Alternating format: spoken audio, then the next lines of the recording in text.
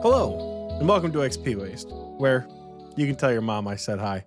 She'll know what it means. I'm Oxie. And I'm uncomfortable. Also, Michael. If this is your first time tuning in, welcome. We're actually a show that talks about old school RuneScape, and we talk about it really good and a lot. We like the game. I think Oxie likes the game. I like the game. And I think you're here because you like the game. If you aren't new around here, that was never scripted, and we just roll it every single week. So anyway, welcome back. I'm happy to be doing this again. Last night, big shout out to the Lootbeam Lounge. I recorded a 3-hour episode with Maytag Man. 3 hours? Well, it'll probably get You edited kept that down. man hostage for 3 hours? It'll probably get edited down to like probably 2.5, because there was a point where I had to get up and help the missus with something. So yeah, it'll be a longer than your episode at least, and that's what I was aiming for. So check out Lootbeam Lounge. He and I were shooting for like an hour 15. I feel like we were shooting for like a quick get in, how you doing, quick little interview. And he and I talked for like 2 hours. Yeah. So he's a cool guy. He's a good guy to do a podcast with. I concur. So yeah, if you haven't heard, check out Lootbeam Lounge on Spotify, on YouTube, on Apple, on basically wherever you get your podcasts. You can listen to Oxie's episode. I don't know if my episode will be live yet. He's still in the middle of editing it as at the time of our recording. So we'll put a link down in the description to Oxie's episode. And if my episode is live, the link will also be there as well. So shout out to Maytag Man at the Lootbeam Lounge. Oxie, my dear, Oxie, my dear is what I meant to say. How are you this eve? I'm good. For those of you who may not be in the United States, the mom comment, it's Mother's Day today here in the United States. So that's why I say tell your mom I said hi. She'll know what it means. She really will know what it means. But anyways, yeah, hello, welcome. I have not been on the Xpwaste podcast in about a month. Hot damn. And I know that because the last time we did Achievement of the Week was on April 6th or April 7th, something like that. So it's been about a month and some change since I've been on the show. Good to be back. I have, to the surprise of no one, been playing a shit ton of leagues on my Iron Man, the less impressive account. I have 4,830 points. I am 370 points away from my tier 5 relic, which is either going to be Larceny or Soul Harvest, I think. Not Larceny. Nature's Accord or Soul Harvest. One of the two. We'll see. It might be Soul Harvest. Could be fun. Could be fun. But that means I have to actively train farming, so it might be Larceny reloaded into Soul Harvest. We'll see, because I'm really not playing the Iron Man that much at all. But I do have a fancy Iron Cup on the account. On the main, I'm a little bit further along. I have 54,980 points. Gonna break the 55K mark very soon. I'm at the Brimhaven Agility Arena. I've been playing the shit out of leagues. I went Kandarin, Tehran, Mauritania. I'm super original, and I went with a water air mage build. I also went Bluetooth Halley, 'cause fuck it, why not? Got my Crystal Halley, got my Nox Halley. Have barely used them because mage is just so ridiculously powerful that it doesn't even hold a candle, the Nox Halley build, but I'm enjoying it. I'm having fun. This is the first league ever where I've hit Rune Cup A in record time and B, not wanted to die while doing it. So I'm kind of thinking to myself, like, is this the league we go for Dragon? I don't know. I don't feel burnt on the league yet. So we're just kind of taking it slow, seeing how things are feeling. We're going to try to get as many points as possible. I think the way I mapped it out, if I do like every task that's been completed by over 10% of players, it only puts me at like 60K right now. But I did that math a little while ago, so it may not be entirely accurate. Anyways, though, it's a Dragon's on the horizon. Or if I burn out, I'm like, dude, I don't care. But I know myself, and I'm going to get to like 61K, feel burnt out, and go, oh my God, I can't quit now. I'm so close. I'll hate myself if I quit. So, could be a Dragon Cup angle this league. We're not entirely sure. But I've been having a good time. relics in case anyone cares about those at this point. Endless Harvest, Woodsman, Alacrity, Transmutation, Larcenist, Culling Spree, Reloaded into Butler's Bell, and Flask of Fervor. I'm having a good time. Having a good time with the bossing. Have not done nearly as much Tob as I anticipated doing because hard mode Maiden fucking sucks without Ice Barrage. That's the long and short of it. So it Yeah. might just be a regular Tob angle, duo, trio Tobs just for fun. But Mhm. that's what I've been up to. It's been a wonderful Mother's Day. Spent the day out with the mom and the sister and the old aunts, going around and having a little brunch and doing a little thrifting and cleaning out my mom's car. So we know how to get down on Mother's Day. But yeah, that's pretty much what I've been up to. I don't know. I have a big fencing tournament coming up this weekend. It's our final local tournament of the year. Because I'm not going to Summer Nationals this year. It's our final local tournament. It's a home meet. Should have some really good competition in all three weapons. So maybe I'll update you guys next time how it went. Who Okay, knows? okay. And then we've also been streaming a little bit here and there. Not today because I'm doing this, but you know, in general, we're doing that too. So So you just condensed an entire month in about 3 minutes, which I find very yeah, impressive. I also hung out with Tiki Mug in real life last week when he made the Yeah. comment that like you said I was gallivanting around Yeah. and Tiki said that he was gallivanting around with me. He and I went to a tiki bar in the state that he lives because I went to go visit my dad because my dad lives out there now. So Oh, my sister and I dang. went and spent the weekend out there with my dad. And I was like, hey, I got a RuneScape buddy who lives out here that I've known for several years. I'm gonna go hang out with him. And they're like, cool. So Nice. yeah, That's exciting. So you went to a tiki bar with Tiki Mug drinking tiki drinks. tiki drink at a tiki bar with the tiki mug. I love it. Indeed. He's gonna hate that we've talked about him so much already. His time on the show should be ended. He's But a guest host, you're stuck so here, Tiki. I'm You're the surprised new he's forever host. surprised he's not in the booth. Where are you, Tiki? Bro, I just put a lamp into construction XP, if you can believe it. Why? Because I have 88 agility, base 90, everything else 68 construction. Oh. I have not trained construction to save my life. I genuinely am waiting until I have 99 banked in mahogany logs because CBA doing anything else. Yeah, But I had my butler make me a bunch of logs, and I have like 102 banked with just the mahoganies that I have. It's like 10 million XP. No, it's exactly 13 million XP. So at my quaint level of 53, I'll have 99 construction after I make about 5,600 planks worth of mahogany tables. So I plan to do yeah, I'm that one of these nights this week. gonna be close. That's quite a few points for me for the Dragon Cup grind, which is nice. I am at 10.6 million in mahogany planks banked. But Okay. yeah, that's my month condensed. I don't know. How are Nice. you been, Michael? I've been good. I guess an update from the last time I talked with Tiki. I've got all my areas and all my relics. Finally, I'm up to a crisp 35,490 points. I actually don't know if I'm going to get Rune Cup.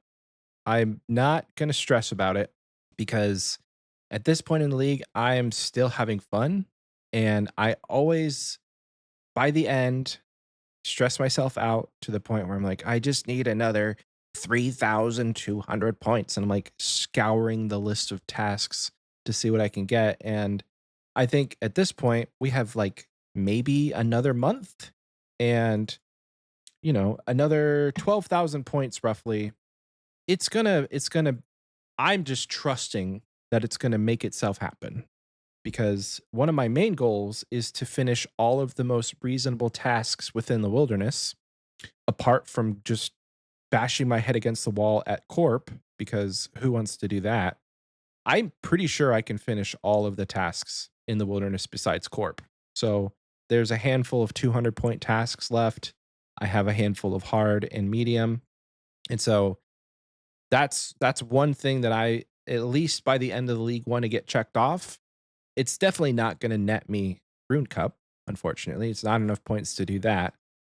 But my second goal, and like more of my side goal within any league that I've played within the last few years, is to max. And so one of these days, I'll put belt to ass and I'll just start knocking out like the easy 99s.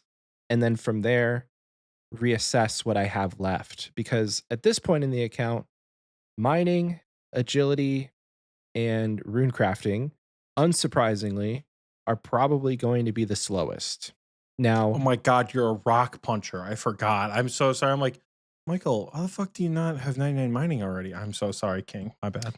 and that actually brings up a point that I wanted to make and a confession. I do think that Endless Harvest was the far superior relic, and I can admit that. Having picked Barbarian Gathering, being a dirty rock puncher, I can see the benefit of whatever you're, gathering, just never running out and you never stopping. Even even having the benefits of like the crystal axe and the token like agility and strength XP, I do think that Endless Harvest wins out in terms of like functionality for a tier 1. So, if I could go back in time, my first choice would be Endless Harvest. Now, I don't think I have any other regrets for the rest of them. I don't think. Like, maybe I would have picked Evil Eye over Alacrity, but I do think that Map of Alacrity was probably tied for first anyway. So, like, they're both good, and you can't go wrong with either, at least with the regions that I picked. And then I'm You taking, picked Alacrity, not Evil Eye, yeah?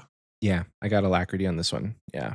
Yeah. And then only slightly do I wish that I had picked Minion, just for the simple fact that it like picks everything up for you.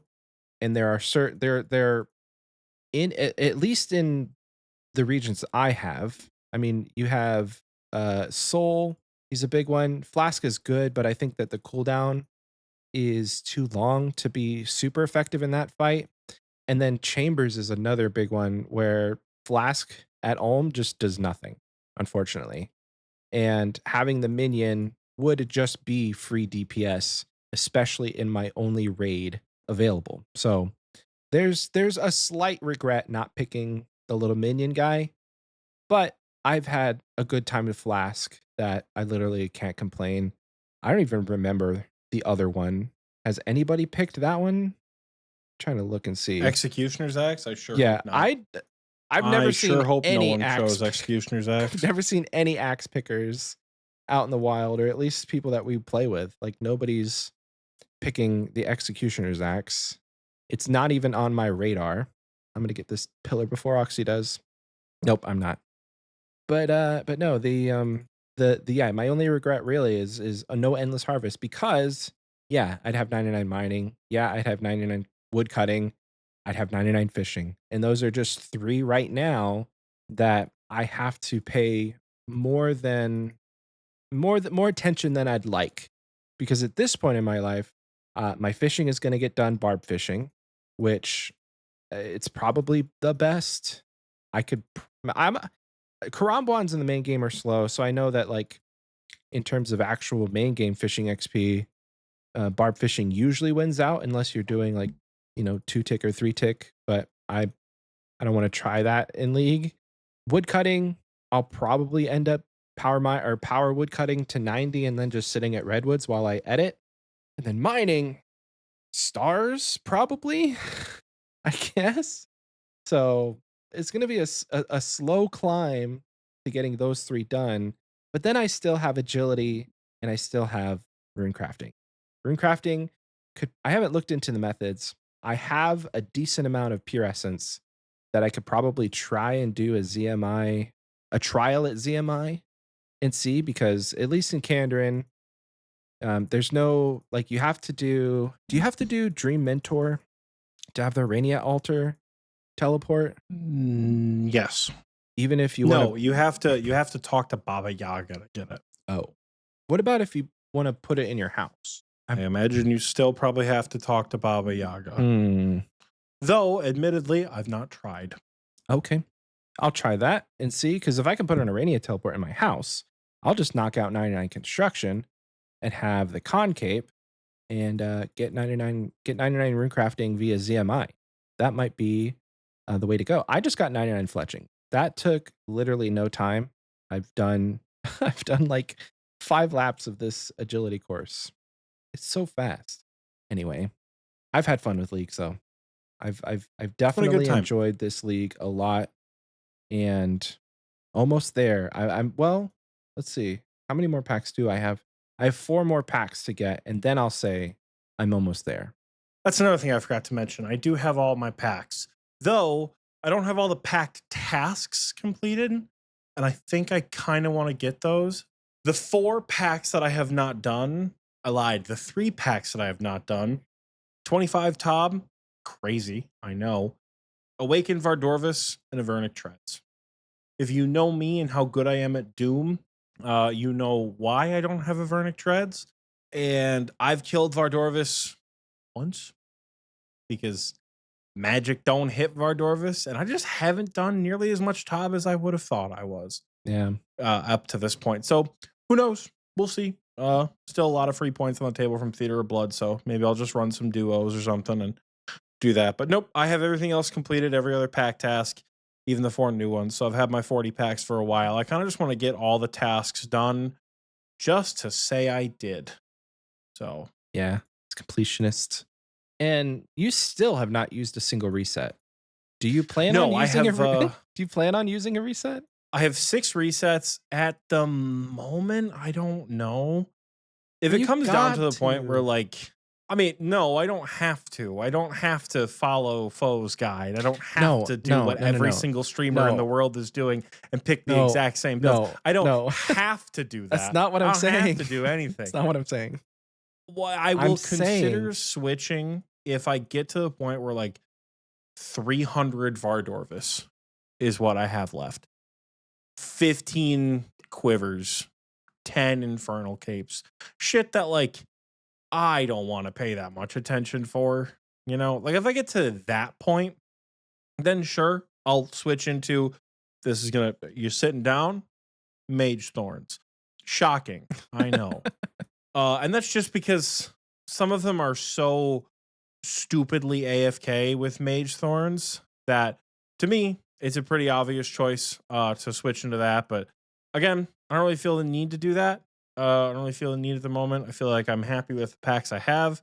The only thing that I could consider switching for as well is like maybe getting rid of some of my prayer penetration and changing it out for magic damage because I have no use for prayer penetration at the moment. right.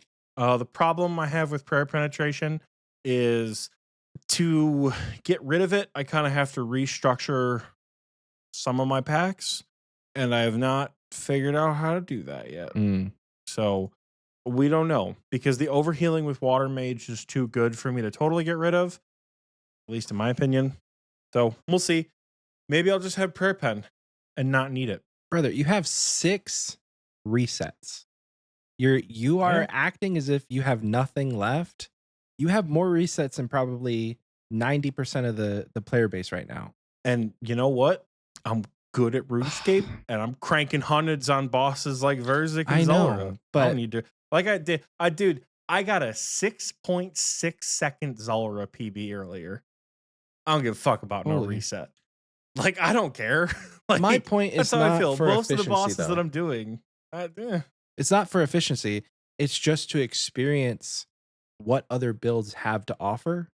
You could use 3 resets and spec into some crazy things. And then at that point, you still have 3 more resets to go back to your air mage setup for the remainder of the league. Like there's a lot of opportunity not for efficiency, but for fun to find different builds that you could just be I don't know. I don't know if you're going to be more busted than what you currently are, but like say you get a scythe, you could just try blind bag for shits and giggles. I'm just it's not for efficiency because I know you don't care. You're already at the point you want to be, but you know, think about a way to make it fun. so I think that's the problem I have with the resets. A, I'm having a fucking blast. B, I don't think any of the current build options are going to be more fun.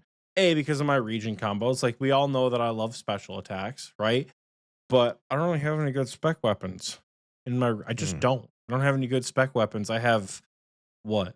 Nox Halley, Dragon Dagger, Crystal Halley. That's about it in terms of spec weapons. So, maybe not the best route. I could go blind bag, but watching how blind bag has been so inconsistent for me, it just doesn't seem fun. Like, I've been teasing Jack the entire league, calling it cage bag. Because every time we wait for a blind bag proc, he ends up dying and ends up in the cage. Oh, Right. So the cage bag, like, yeah, is it cool to watch like Foe and Eevescape hit a 400 on Zuck? Yeah. Is it fun to reset the Zuck fight whenever I don't get the blind bag proc I need? No, it's not. And I don't want to do that. yeah. Like that's the problem I face with something like blind bag. It's inconsistent. I don't have a good region for range. I could spec into Throne, I guess, because I do have a blowpipe. That could be interesting to see the Throne route, but I don't know. I don't have a good crossbow other than Rune crossbow. Like my regions are designed around my build, and I could sacrifice Bluetooth Halley for Thorns. That's true. I could sacrifice Bluetooth Halley for Thorns, but again, the element has been so good in my build that it's like, well, element's not a shield. So I don't know. But Yeah. yeah, I don't know. We'll see. We've talked a lot about decisions I could make. Hmm. How do we get to main title content for me? Right. I thought I was cooking a transition and I think I burned cereal there. So decisions I could make. Betty, no. I got it. Okay, Let's okay, okay. run it back. Run it back. No cuts. We're talking about decisions that I could make. Let's talk about some decisions that you could make for the remainder of the league. Buttery Michael smooth. and I have, like I said, first try, no cuts, easy. Michael and I came together earlier in the week and we said, what's there to talk about going on in the game? Nothing. Nothing Leagues. super crazy has happened. It is leagues, exactly. Though Michael said very blatantly and very falsely in the last episode that this is probably the last time we're going to talk about leagues. He's full of shit, and he knew he was full of shit, and I don't know why. I said that out loud, and I'm like, Michael, why would you say that out loud? No, I'm pretty when you know full sure. well we're going to come back and talk about it. I'm pretty when I get sure back I on the show. said this will probably be the last time we talk about leagues, and then I said probably not. We're probably going to talk about leagues. Did I not say that? I don't remember. I listened to the first hour and a half of the episode. You're gonna call me out and not even remember? I very clearly heard you say this is the last time we're talking about leagues, and I went, no, it's not. No, it's not. Anyways, we could talk about leagues. We could talk about leagues progress, but the problem is we're already a month in. Much like me, you guys have all made your choices. And if you're still playing the league, you're probably not in a position to change any of those choices, especially not the permanent ones, right? We're talking about switching up demonic packs, but like you're 40,000 points in trying to go for Rune Cup, trying to go for Dragon Cup. You're not going to change that shit up. However, there are a few things that you can do that Michael and I are going to talk to you about today.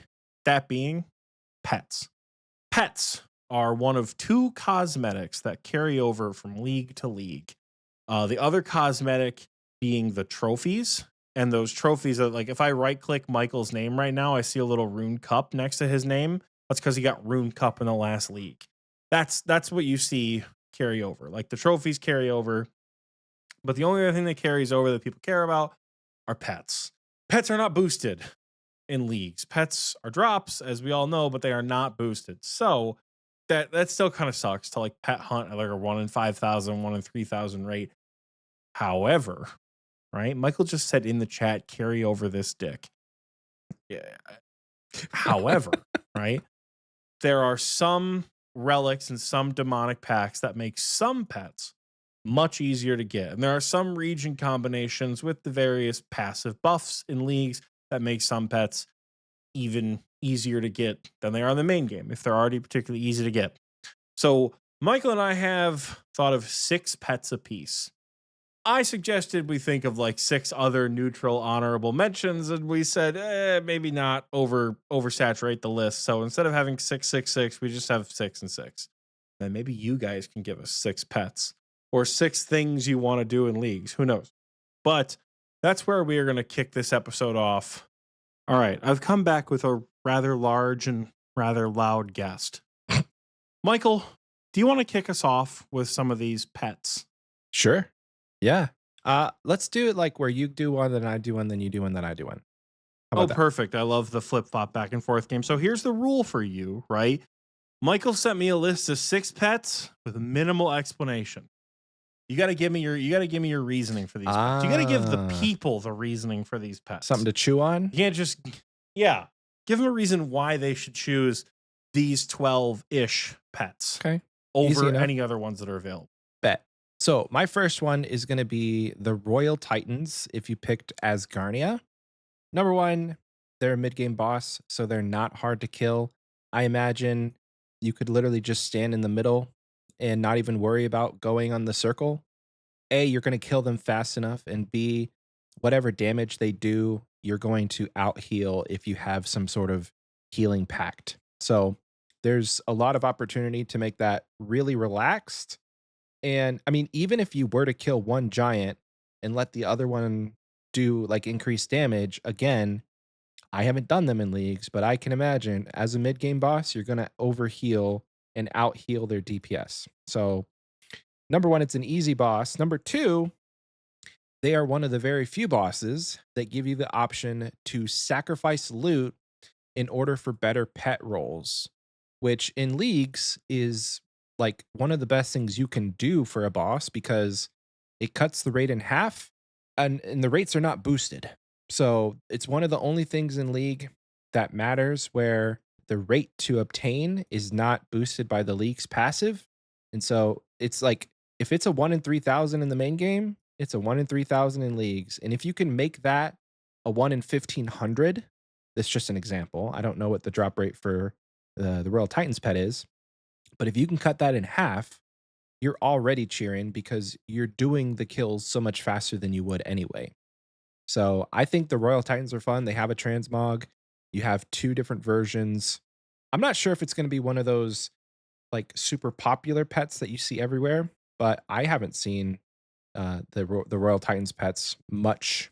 I don't think. I mean, Asgarnia was like fourth or fifth on the list, so this might not apply to a ton of people.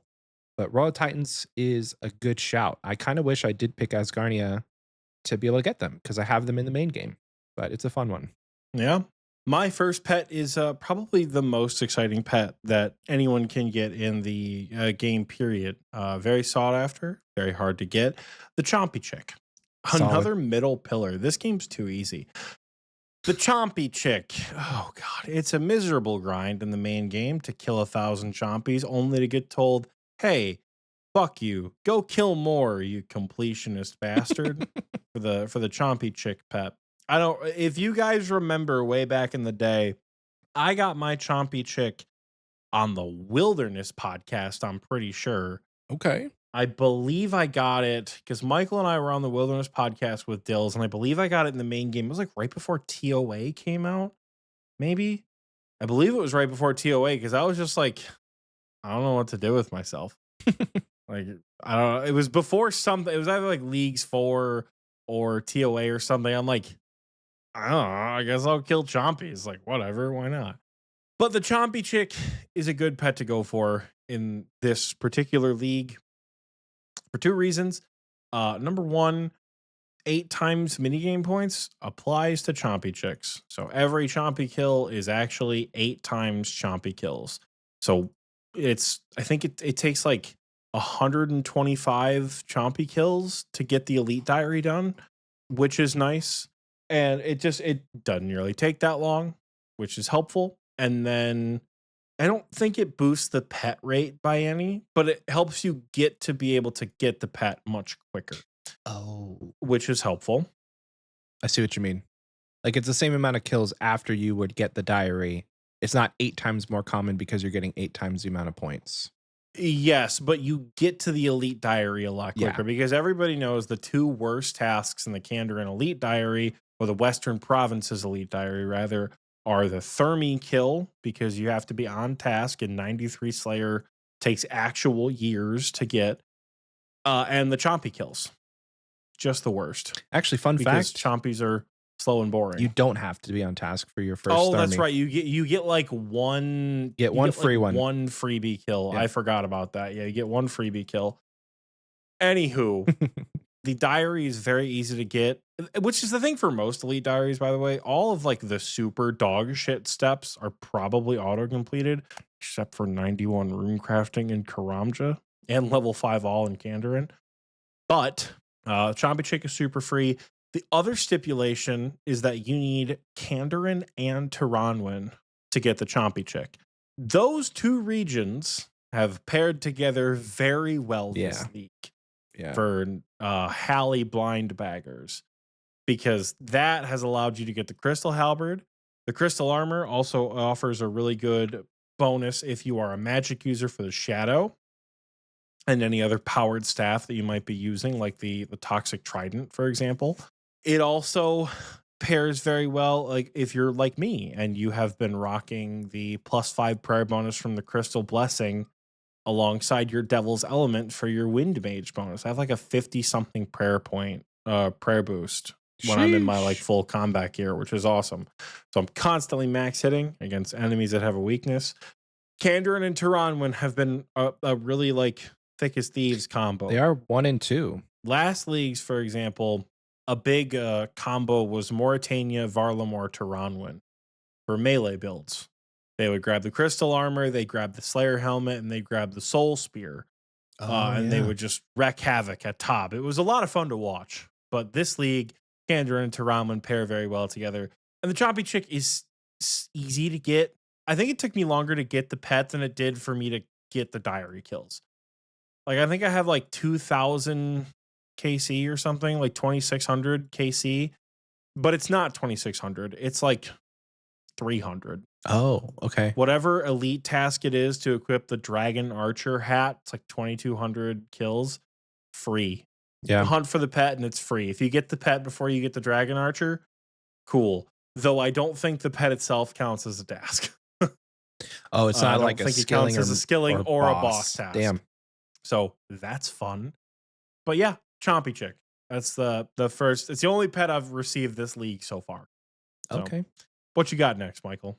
So along the same lines as my first rec, I'm going to go with Araxor. Mauritania was like 3rd most picked region. Funny enough, the like your region picks, Kandarin, Taranwin, Mauritania were top 3. So hopefully a lot of this list will like relate, a lot of people can relate to this list because they're very popular regions. But I chose Araxor as my second one for the same reason that I chose Royal Titans, because it's one of the 2 bosses where you can sacrifice a loot roll in order to get a halved pet chance. I did look it up while Oxie was talking, and my example of 3,000 versus 1,500 was actually correct. Royal Titans is 1 in 1,500 if you sacrifice your loot roll for a better pet chance. So, and Araxor is the same. It's normally a 1 in 3K in the main game, and it goes down to a 1 in 15K with the. It's like it's got a special name, but you sacrifice it, and then you get the enhanced pet rate. So Araxor in the last league, I was killing Araxor in about 15 seconds. And I am still kicking myself for not going for the pet. Like I got probably like 3 or 400 KC and kind of just gave up because it was really boring. But I'm wishing that I had stuck with it enough to actually get the Araxor pet last league, because now that I think about it, it is a very free pet to get because I was killing it in like 19 seconds or 20 seconds on average, which is nothing. It's literally nothing. And it's so easy to do. So I don't know what the current meta looks like and how fast kills are going, but I can't imagine it's much more than that. The only downside is if you don't have Culling Spree, it probably will be a slog. And even with Culling Spree, any Slayer pet will probably be somewhat of a slog, just because like Culling Spree is not a perfect rendition of a Slayer relic like we've seen in the past. You get 3 options, but you end up having to use a lot of points to still skip for the tasks that you want, because they don't always show up. So I've I've suffered a bit in the wilderness with trying to get revs tasks and then trying to get like different like if I know I'm going to be switching to a different boss, I generally go and I go back to Cristelia and I try and get I try and get the boss task that I want, and there's a lot of bosses in the wilderness. So, I've had a little bit of trouble with that, and that's even with culling spree. So, if you don't have culling spree, might be a bit more difficult, but I still think it would be worth going for because the tasks will go by so quickly. So, just give it a try. Good call. Good call. Sticking in the realm of like skilling slash kind of skilling pet, I have one word for you, Michael. And that word is woodsman. Mm. Woodsman makes both the Quetzin pet and the Chin pet very obvious, very free choices. Now, Woodsman, the big sell for the relic, or one of them anyways, is that hunter traps never fail and they always double loot. While I don't believe this gives you double chance to get the pet at Mm. Chins never failing is real nice. Chins never failing is real nice. I fucking hate hunting chins. I don't know if I'm the only one. I have an irrational hatred of hunting chins. That said, it does make it nicer to get all the chin tasks done with double catch rate. That's a W right there. And then the Quetzin pet, initially it said hunter loot sack loot is doubled, but that's just not true. Mm. They made it so that it gives you an extra roll, I think, instead of doubling the loot, which could mean you get an extra roll at the pet. But hunter rumors are so easy and so free to complete. Everybody has Varlamore. And if you chose the Woodsman relic, which the tier twos were I think the tier twos were a lot better than the tier ones in terms of like picking a good choice. Like I have Hotfoot on my iron and I'm quite happy with it for the AFK. But on the main, I chose Woodsman. Ups and downs for both skills. I think because we all have Varlamore and the Woodsman Relic does make Hunter very free, the Quetzin Relic and the Chin Pet are obvious choices to add to this list. If you're like, dude, I'm sick of PVM, which how? But like I'm sick of PVM, I don't really want to do anything that I can focus too heavy on. Just do some Hunter rumors, man. Knock them out. Yeah. I did check the wiki just now, and it says hunter rumors give double XP, and hunter's loot sacks will have twice as many loot rolls. So I guess interpret that how you will, because I don't know if that means that you're right or if the original thought of like just giving you double the loot is right. I know it's not double loot. I know they said like, hey, we're not doing that for double loot, Okay. but Hmm. because it was like a balancing thing why they didn't want that. But in any case, Quetzin and Chin Pet with Woodsman, pretty easy grabs. Pretty What you busted. got next for us, Michael? Next on the list, and I'm surprised you didn't have this one, but the Moxie pet seems like an obvious reason. It's a very, very easy boss to kill. You don't need a task to do it. And if you have thorns, literally all you do is just stand on whatever spikes show up, and it's constant damage to a Moxolotl. So very, very free. I will be going for this one personally, because the first two on my list I don't have the regions for, and so among the six that I have, I can tell you I'm probably going to be going for Moxie, because at that point, literally just stand there. You have unlimited prayer. You basically have unlimited health, and thorns will do most of the damage anyway. You probably could just like I- get up and walk away potentially. And the nice thing is there's nothing on a Moxolot's loot table that I want, and so I don't care if I get a Glacial Tumultles or a Pendant of the Eights because I'm just not going to pick it up.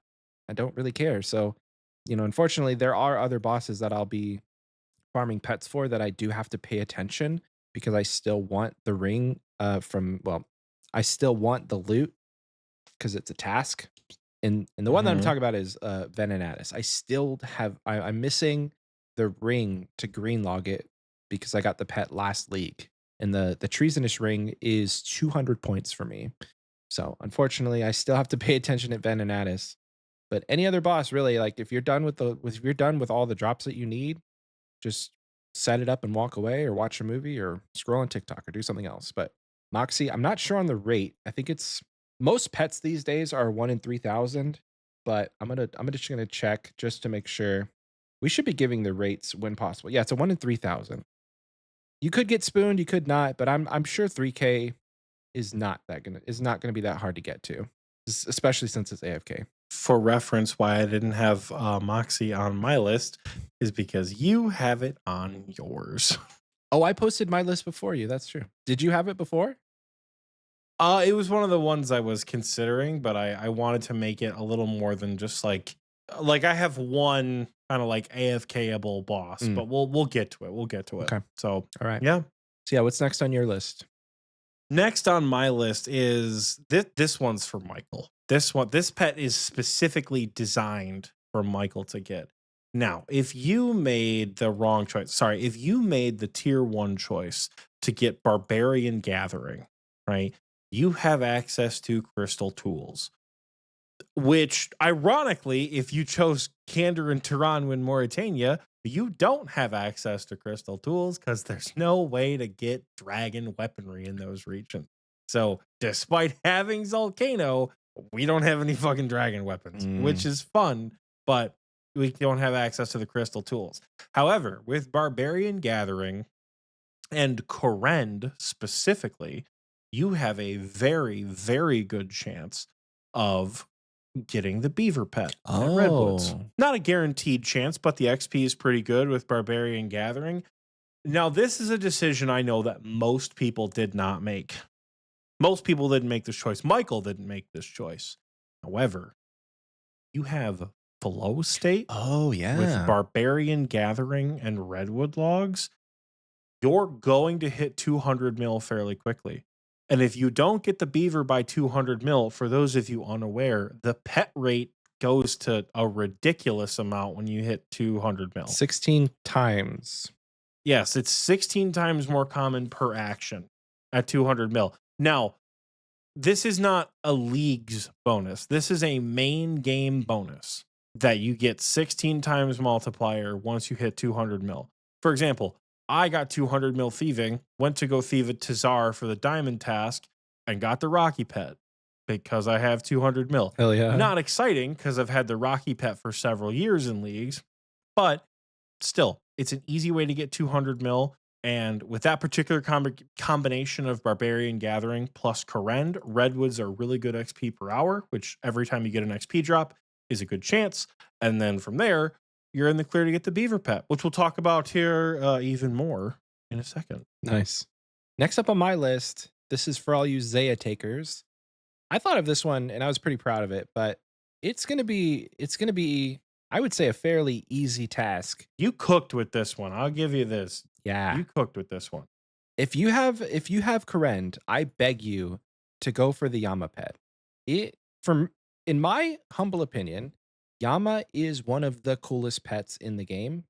Not only for the fact that he's huge and he's a badass looking character, but he also talks. Pretty sure he has chat messages over his head.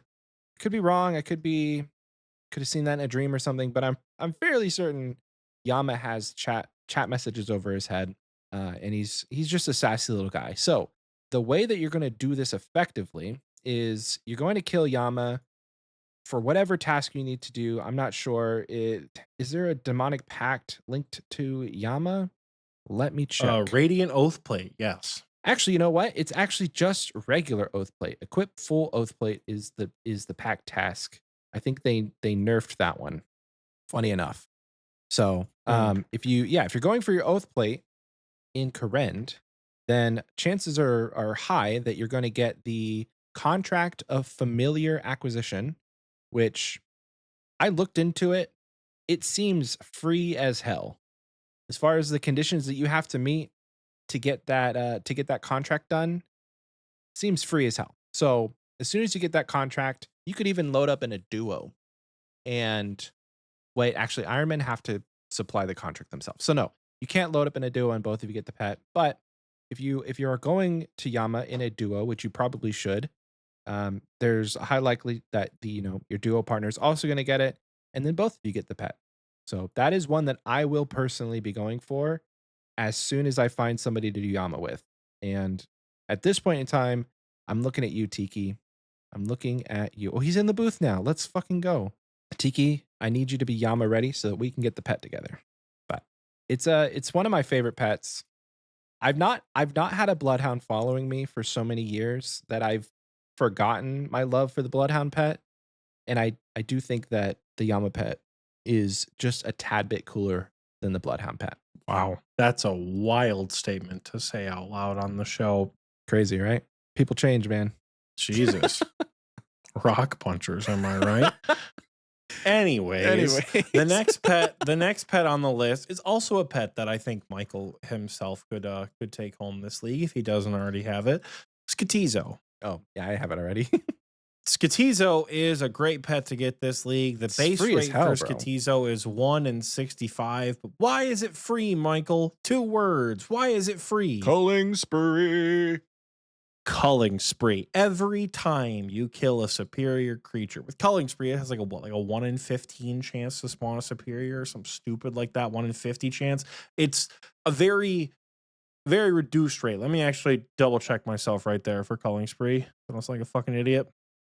And you got to factor in too the fact You that you have a have 50% chance to respawn one. So I feel like the rate is yes. even lower than what you're gonna say. Mm-hmm. I was gonna, yeah, I don't remember the exact rate of a superior. It's like 1 in 50, yeah, Foggart confirms it's 1 in 50. Plus you have a 50% chance for that superior to respawn. Every time you kill a superior within the catacombs of Kourend, it drops a piece of the Dark Totem, which means you can just hammer out Skatizo kills. Hmm. Do a little Slayer arc in the catacombs of Kourend at one point. Yep. Go for 50 mil Slayer.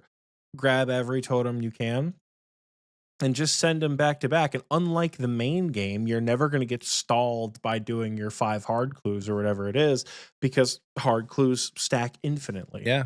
So you can just take an inventory full of totems with mage thorns or whatever build you have and just rip 28 Skatizos in a row, 27, 26, whatever it is. If you bring your flask or your minion whistle, not your executioner's axe, because I know very few of you chose that. But Skatizo is a fantastic, fantastic pet to go for. The Slayer Relic is objectively not as good as it was last year, but it is, I think it's better than what it was 2 years ago. Do you guys remember those like enhanced superiors that came out with the Trailblazer Reloaded League? I believe that this relic is a little bit better than that. I didn't choose that relic in Leagues 4. I chose the Clue Relic. However, something to think about. Very, very, very free Catacomb Slayer. Oh yeah. I did the exact method that Oxie just mentioned last league. I don't think we had like a boosted superior rate, but anything in the catacombs, whether you're on task or not, will drop the totem pieces. So if you just wanted to stand there and do like a ton of necreals for no reason, you could still get a fat stack of totems that way without even having culling spree. Still free as hell. Yeah, very, very, very free. Well, next up, we've done this part quite quickly. Next up on my list is the Jad pet. Anytime there's a league, I'm going to suggest this pet if you don't already have it. One, you get a pretty AFK experience, I would say. Most packs make doing the actual fight caves pretty easy and not very long to do. I think if you are slow, you could clear 30 minutes easily without paying much attention. Like you can AFK through all the waves, and then at the end, focus up just a little bit to fight Jad. And anytime you are doing Jad, you have two, like basically two chances to get it, because you get a chance when you kill it, and then you just turn in that cape, and you get a second chance. I'm not sure. Let me look up, because I know there's some fuckery with Jad's drop chances. If you're on a It's 1 in task, 6, 7, I'm pretty sure. 6, 7. Which I know sounds like a meme, but I swear to God, it's like 1 in 67. I think Tiki and I looked this up the other day. Same thing with Inferno, I'm pretty sure. Because it's like it's a 1 in 100 to get it on task, and then like a 1 in 200 something to get it when you turn the cape in. Absolutely right. So you get a drop So, chance of 1 in 200 for completing an off task, for completing the cave off task, or for sacrificing the cape. So one run off task is essentially a 1 in 100, and then it's a 1 in 100 if you kill Jad while you're on a Slayer task. So at that point, I think that's how you get the 1 in 67 because you're still turning in your cape. So for that 1 in 100 or the 1 in 200, but then you have a 1 in 100 when you kill him. So the math works out to where you probably don't have to do that many different fire capes to get it. And I don't know, use it as practice for if you don't have your fire cape in the main game. Like make it a goal to be able to like shake off all of the nerves of being able to kill Jad and have a pretty sick boss pet at the end of it.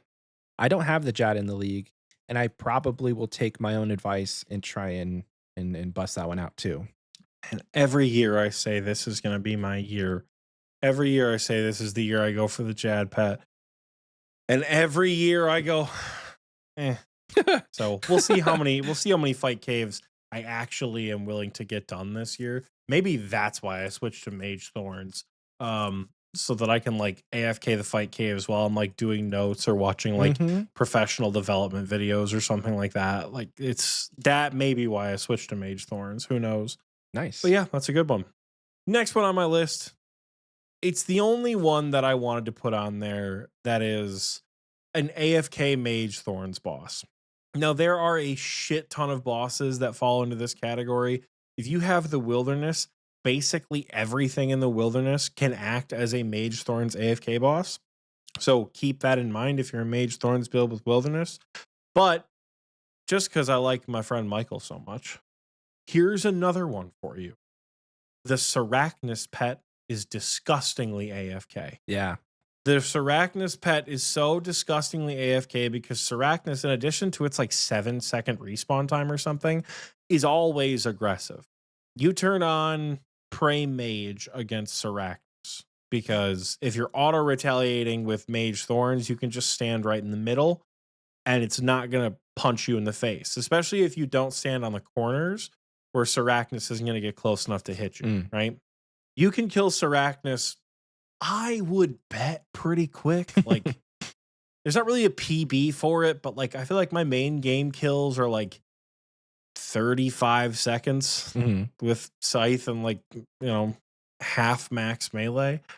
I would imagine cranking hundreds with Air Mage or, even just hitting real hard with Water Mage. Sarachnis ain't gonna last that long. I'm fairly certain Sarachnis also has a fire weakness. Yeah, she has a 40% fire weakness. So if you pair that with Korend and the Devil's Element and the Shadow Flame Quadrant, you're looking pretty solid. If you went Zaya and Korend, you're in a really good spot for the AFK Sarachnis grind. That's the case, like I said, with so many bosses. Unfortunately, there aren't many bosses in the regions that I have that are that level of AFK. Mm. I don't think, anyways, because neither Kraken nor Thermi are AFK, and Araxor takes a little bit more work than Sarachnis. So why are you looking back like Thermi's that? the most AFK boss you have. Thermi is not aggressive. Yeah, but like AFK doesn't mean No, you can get up and walk away. Like clicking once every 30 seconds in the still. context of Mage Thorn's pet hunting, Oh, Sarachnis is enter the arena, and walk pray away. mage with water mage, get up and go fucking do whatever you want Okay. for half an hour before the game automatically logs I'll you out. concede. Like that's why I chose Sarachnis specifically. But this method will also theoretically work with Callisto, Venenatis, Vedion, King Black Dragon. Theoretically, it'll work with Corp, though I don't know how the folks in the wilderness are killing Corp these days. I don't know if it's with BBC or with Hallie or whatever, but it could also theoretically work with Corp, depending on what method you're using. This could work with Scorpia. This could work with Chaos Elemental or Chaos Fanatic. The wilderness is really good for AFK Thorns. And because of that, I couldn't choose one boss in particular and went with the next best option, which is Sarachnis. Also, this method works in Asgarnia really fucking well. There are not many AFK bosses, or there are not many bosses that don't that how do I put this? There are not many bosses that require a level of input like Zulrah. You have to leave and come back every time. Yeah. It's an instance fight. Vorkath is an instance fight. The Vorkath you can respawn. Asgarnia, put fucking Prey melee up. stand next to General Gardor and just mage thorns that bitch into oblivion. You walk away for half an hour, rack up 30 kills, and just like, oh, did I get it? No? We'll see. Unless it respawns faster in a private instance. Who knows?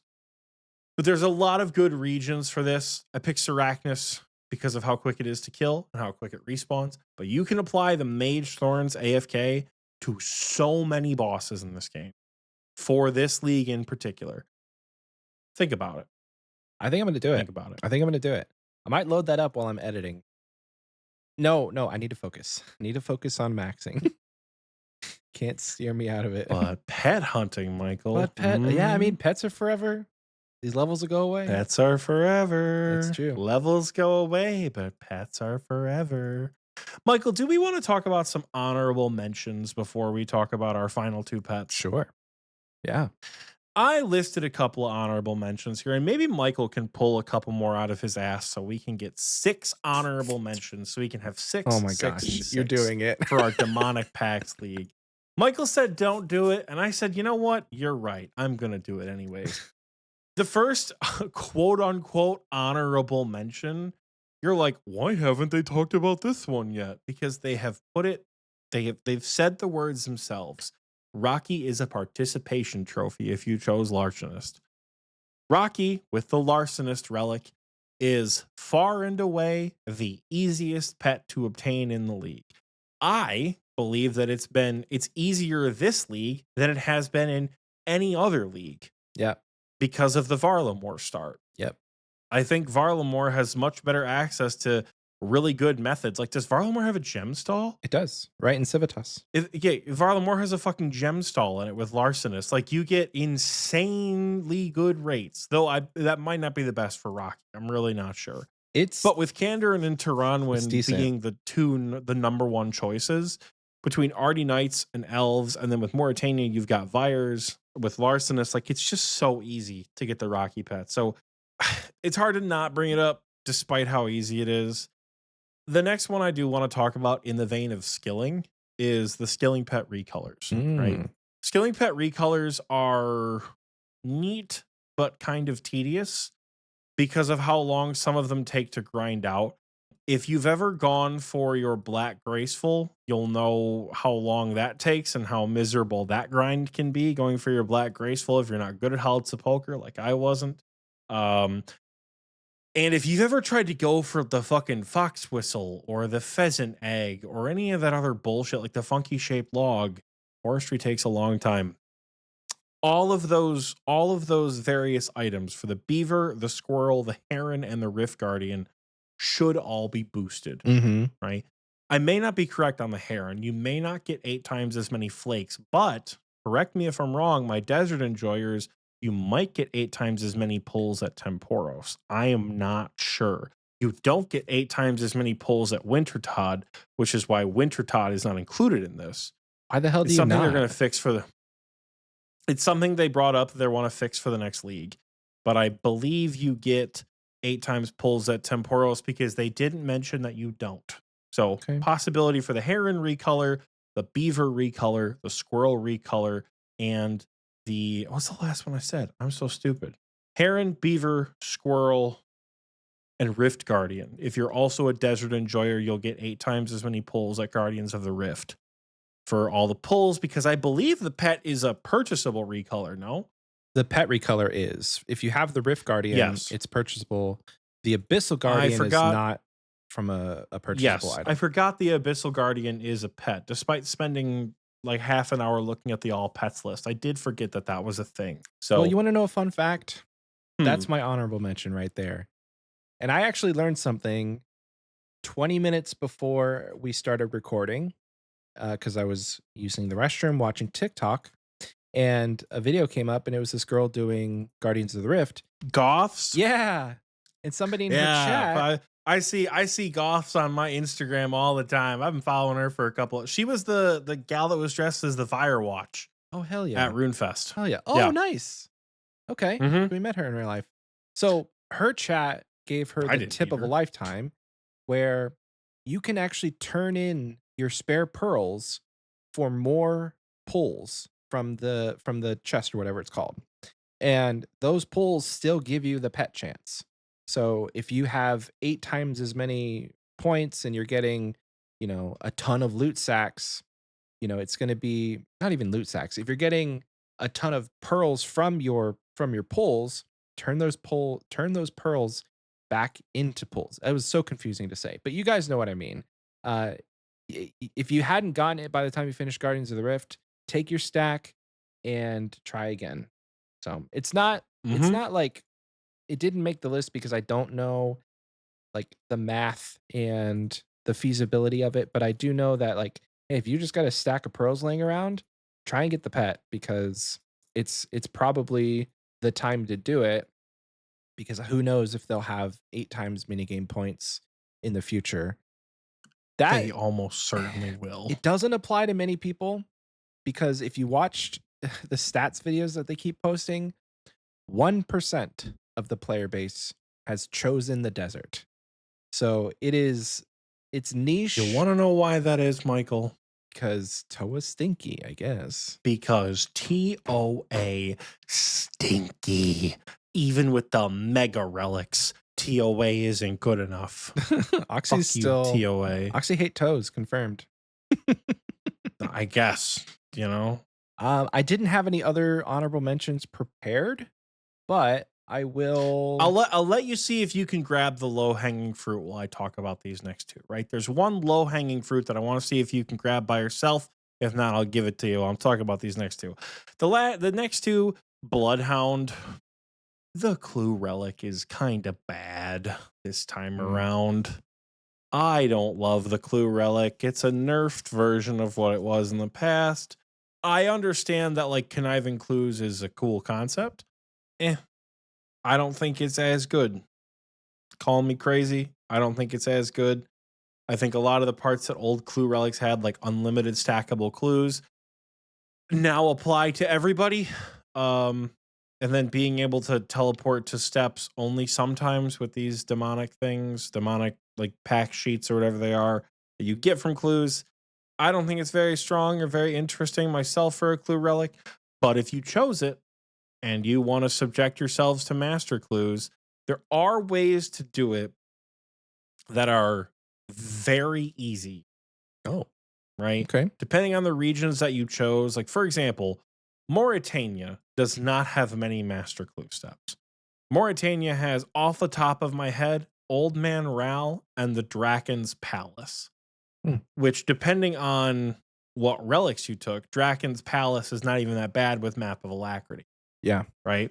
Kandarin has a couple, but the one that I got over and over again in Kandarin was like Dago on Apatol at the Apatol Cemetery. He Oh. gives you a little puzzle box. I got him 5 times in a row. Oh, that's fun. There are some dog shit ones. Karamja still has VLD caves. There's still VLD caves, which isn't too bad with Alacrity, but there's still VLD caves. Number one. Number two, Varlamore has the fucking full blue moon task. Oh. I think that's a master task. If it's not a master task, it's an elite task. But the Bloodhound, I guess if you chose Karen, you could do mimic fights. Oh, Bloodhound, fun. I guess. But I don't think the clue relic is that interesting.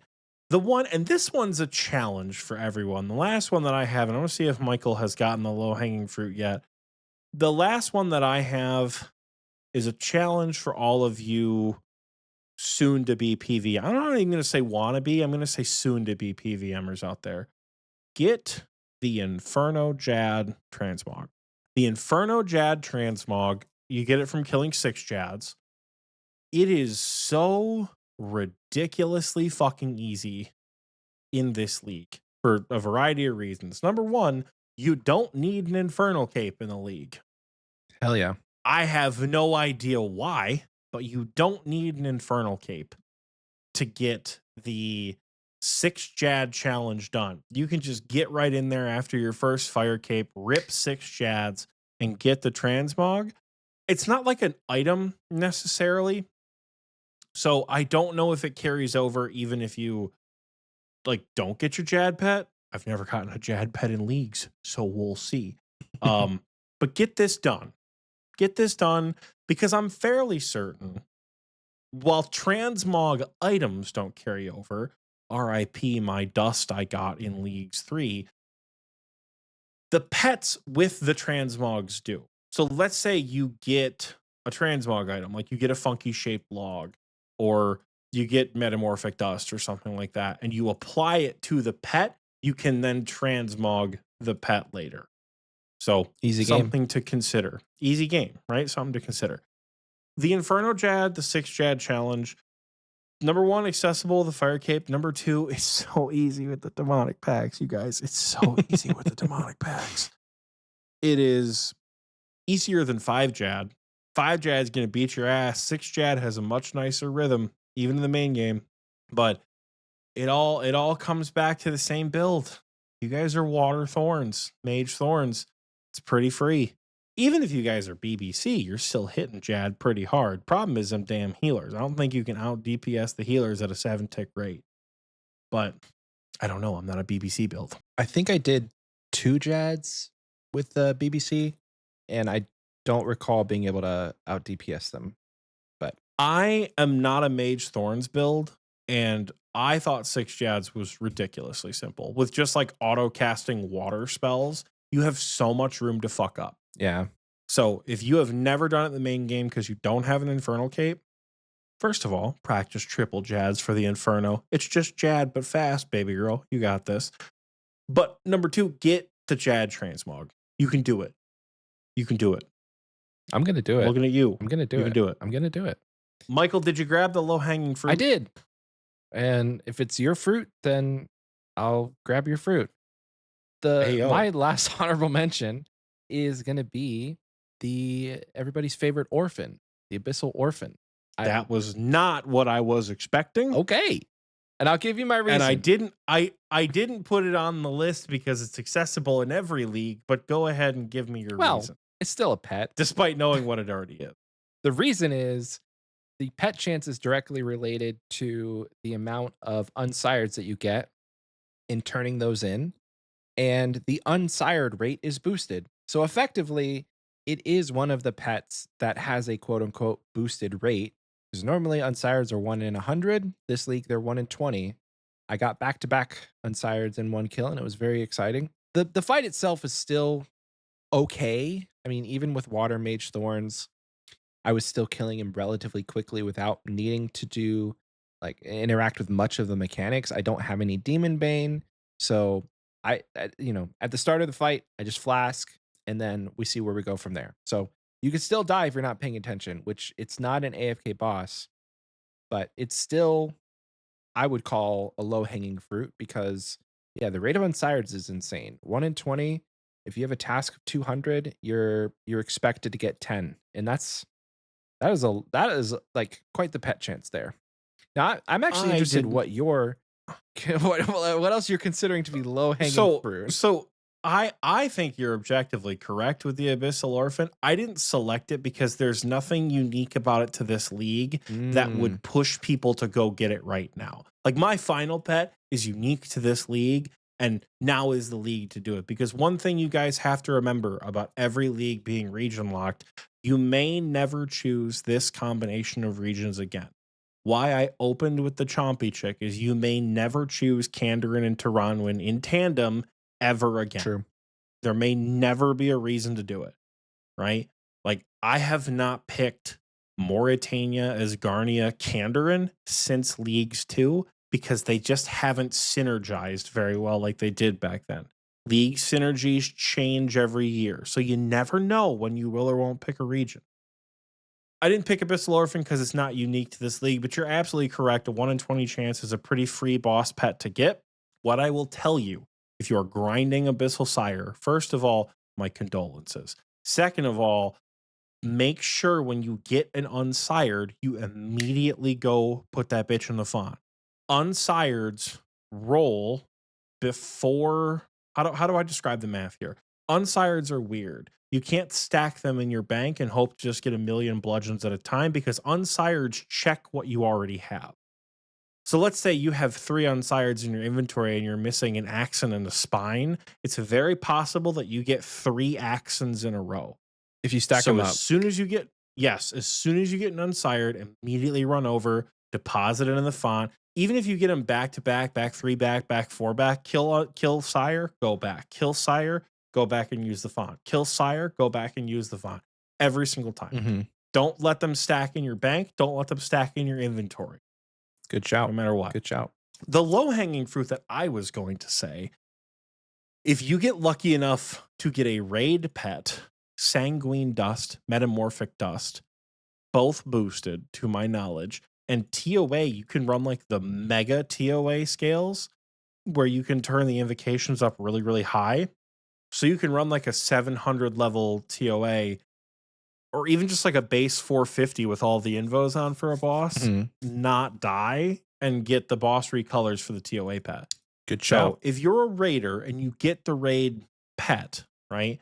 All of the raid pet recolors are pretty easily available because I'm fairly certain the dusts are both boosted and the remnants of the 5 TOA bosses are much easier to get in the league than they are in the main game.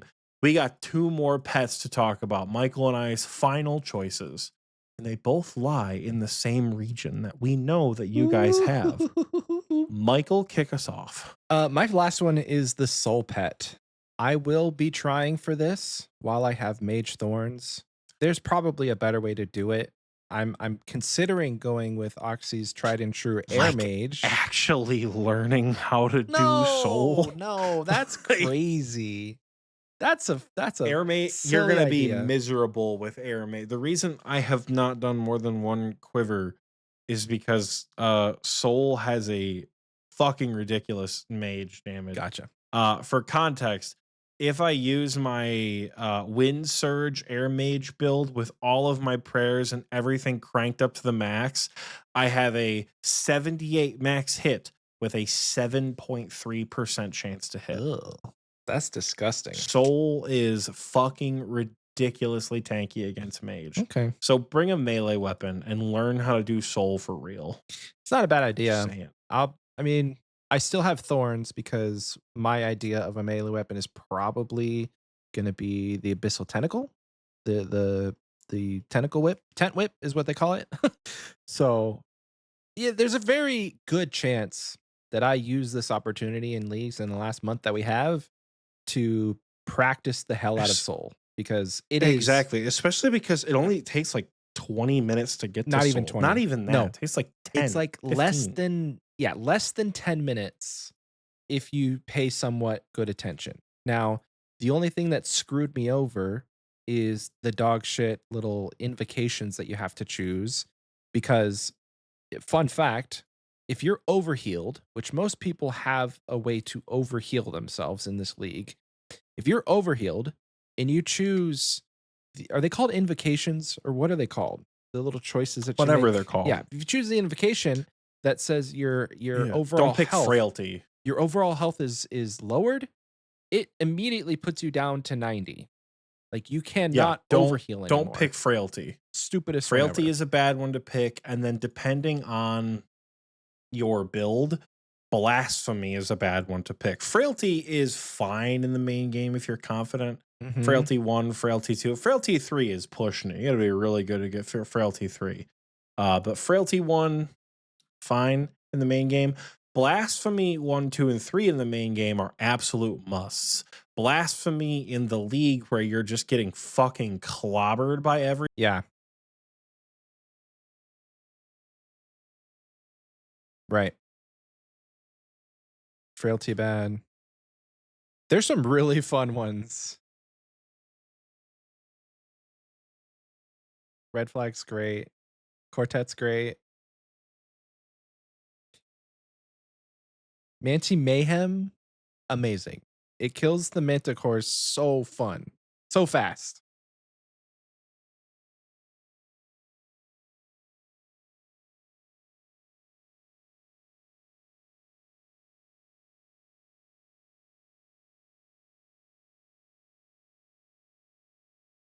Okay.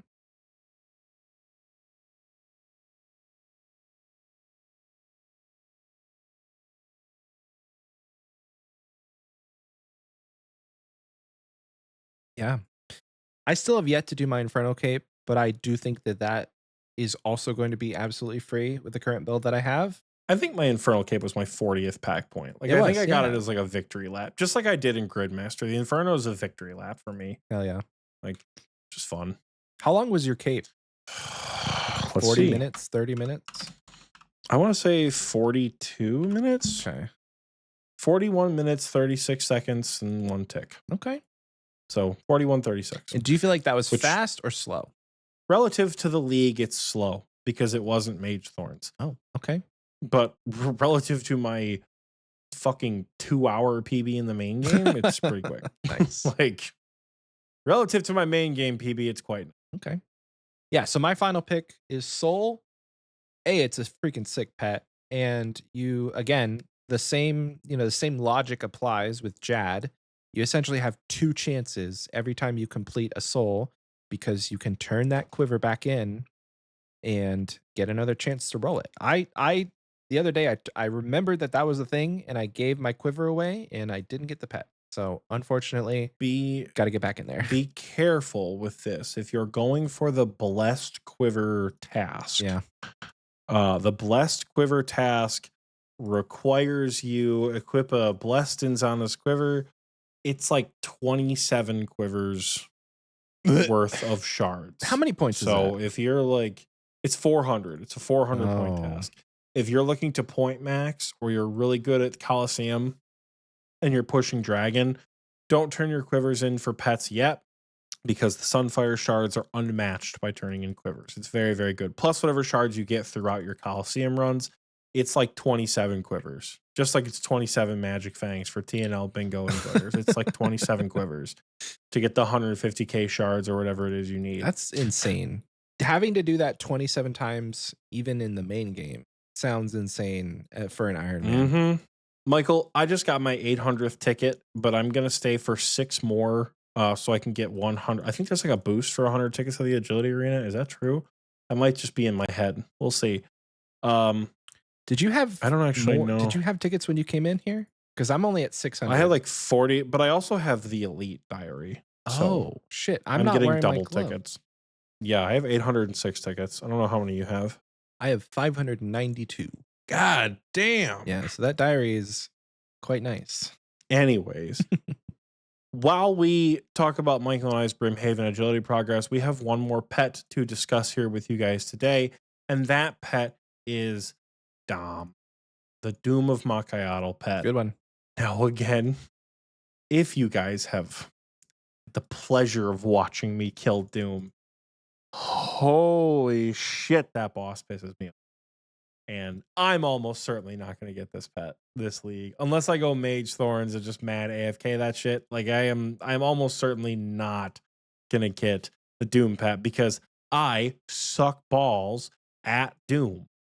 And I'm not good at it. I even I'm with not good Mage at Doom. Thorns, it's not AFK. I can attest to that. But the thing is, like, if Like, you're good at Less Doom, intense, maybe?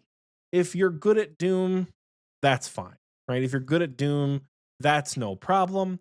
If you're like me and you're not good at Doom, you're going to struggle. But it's much easier with the demonic packs that we all have.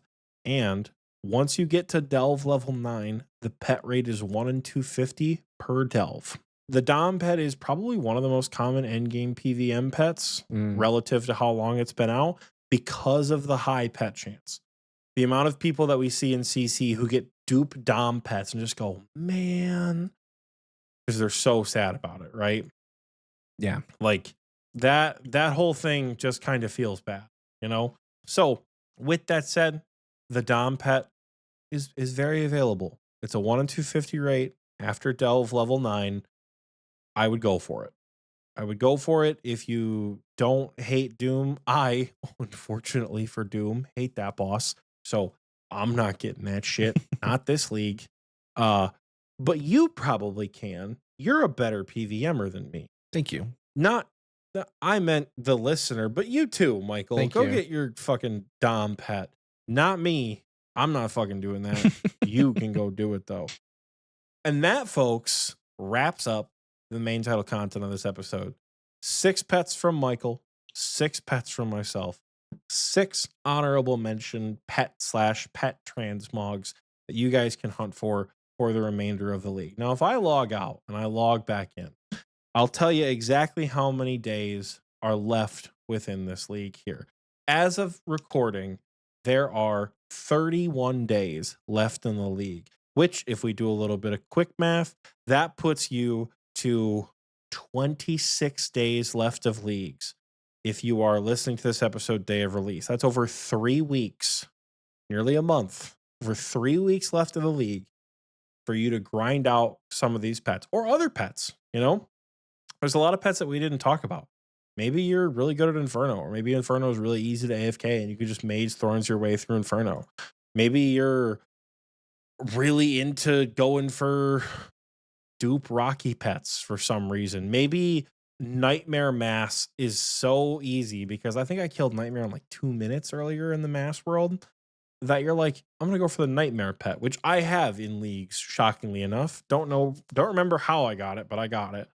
So consider it. Maybe you hate yourself because I just saw Ian in the CC get the hide. Maybe you hate yourself and want to do Hoikodal for the pet chance there. So it's entirely possible.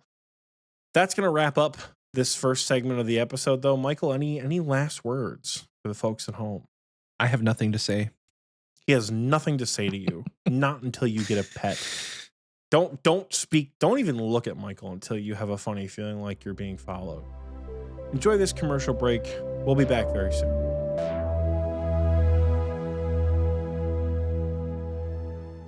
Are you tired of the cold of the toad seeping into your bones? You overworked and underpaid? Accused of job abandonment? Suffered serious injury or even death from an unsafe work environment? If you've been affected by any of those previous afflictions, you need to call us immediately. Hurt by the toad? Remember the code. Isles Files, the best workplace injury attorneys in Gillinor. Isles Files and Files, subsidiary of the Gillinor Protection Agency. We are not affiliated with the Wintertide, Pyromancers, or Doors of Dim. We cannot guarantee outcomes. Minimum retainer of 10 million GP required. We do not have legal jurisdiction in the regions of Kandarin, Asgardia, or Evil Dave's Basement. Availability subject to change. Terms, conditions, and loopholes will apply.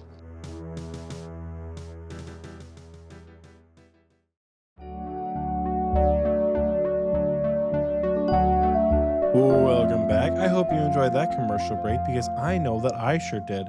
I've not been on the show for, 2 or 3 years at this point, relative to the last time I had an episode. Do we have a new commercial this past week? I feel like we have a user submitted commercial. Do we really? That's news to me. I think we did. No, I thought somebody posted something or sent you something. Mind you, I haven't been on the show since 2021, so I have no idea. I'll have to look. I don't remember who. Maybe it was new, but I'm not sure. I think it is. I swear to God, I think somebody made a commercial. Okay. Well, I'll look for it. Maybe you guys already saw it. Maybe we've already seen. I swear to God, somebody made a new one. Was it like a Wintertod brew or something? It was the Wintertod commercial. Did we already use that one? We did already, yes. And we could have played it again. Who knows? Well, we played it again to give that person credit because I forgot that we played it. But I'm sorry. I haven't been on the show since, before the Trump era presidency the first time. So sorry, guys.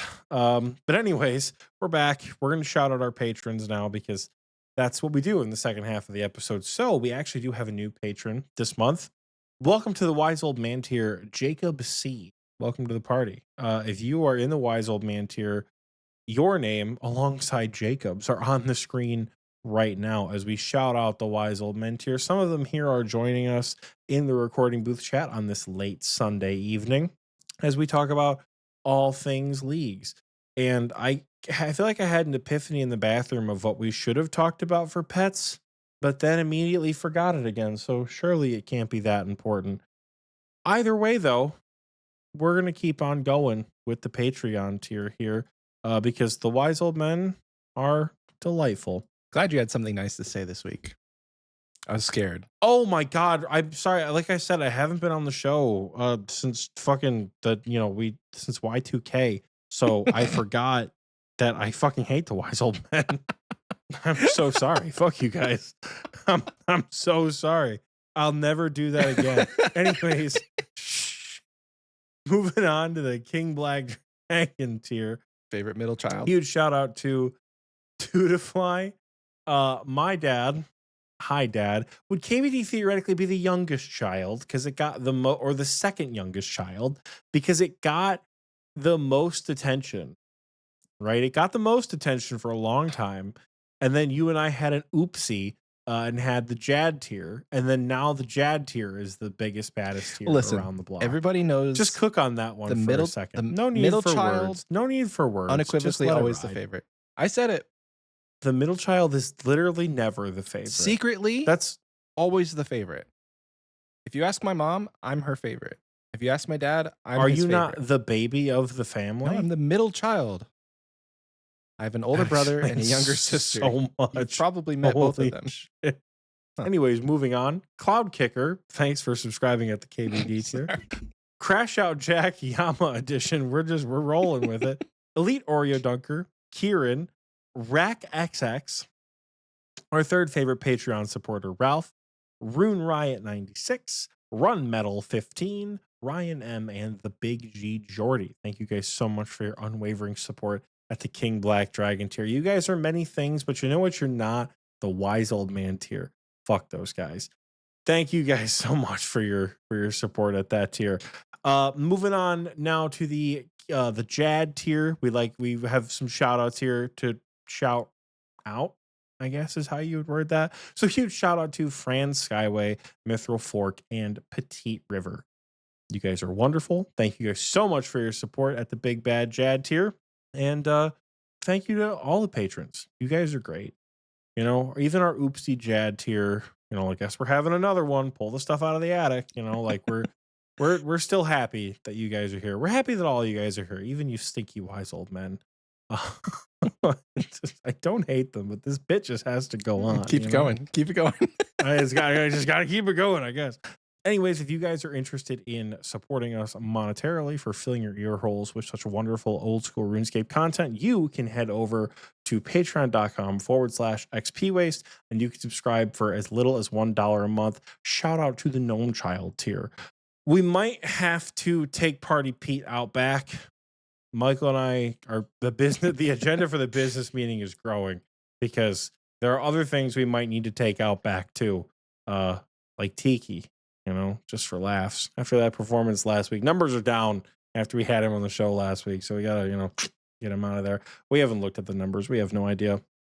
Anyways, though, thank you guys so much. I remembered what I was going to talk about in the bathroom, by the way. Sick. Another honorable mention for pets. Some Echo bosses are quicker to kill than their regular version, particularly Hunlith, Grotesque Guardians. Those are the two that come to mind for me.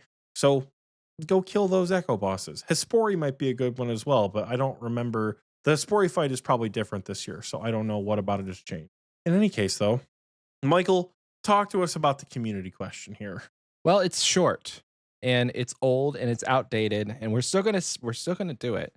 But if you can believe it, nearly a month ago, actually over a month ago, we asked each and every one of you to give us an idea for a new combat mastery, which in and of itself already shows you how outdated this info is because they're not even called combat masteries this time around. This question was asked on April 9th, 2026 in the video less than 1 week to go before leagues. So this is an oldie for all y'all. And we only have 4 answers to this question and they're all on Spotify. So unfortunately, I will not be plugging our YouTube channel in this community question section. But we're going to start out with Fizzman15. He says, a mastery that reduces damage from attacks based on how far away you are. I'm thinking something similar to the current one that increases your own damage based on distance, but helping the other way around. Would be super useful for the Inferno/Coliseum, where some mobs can hit you from quite far away. I like that idea.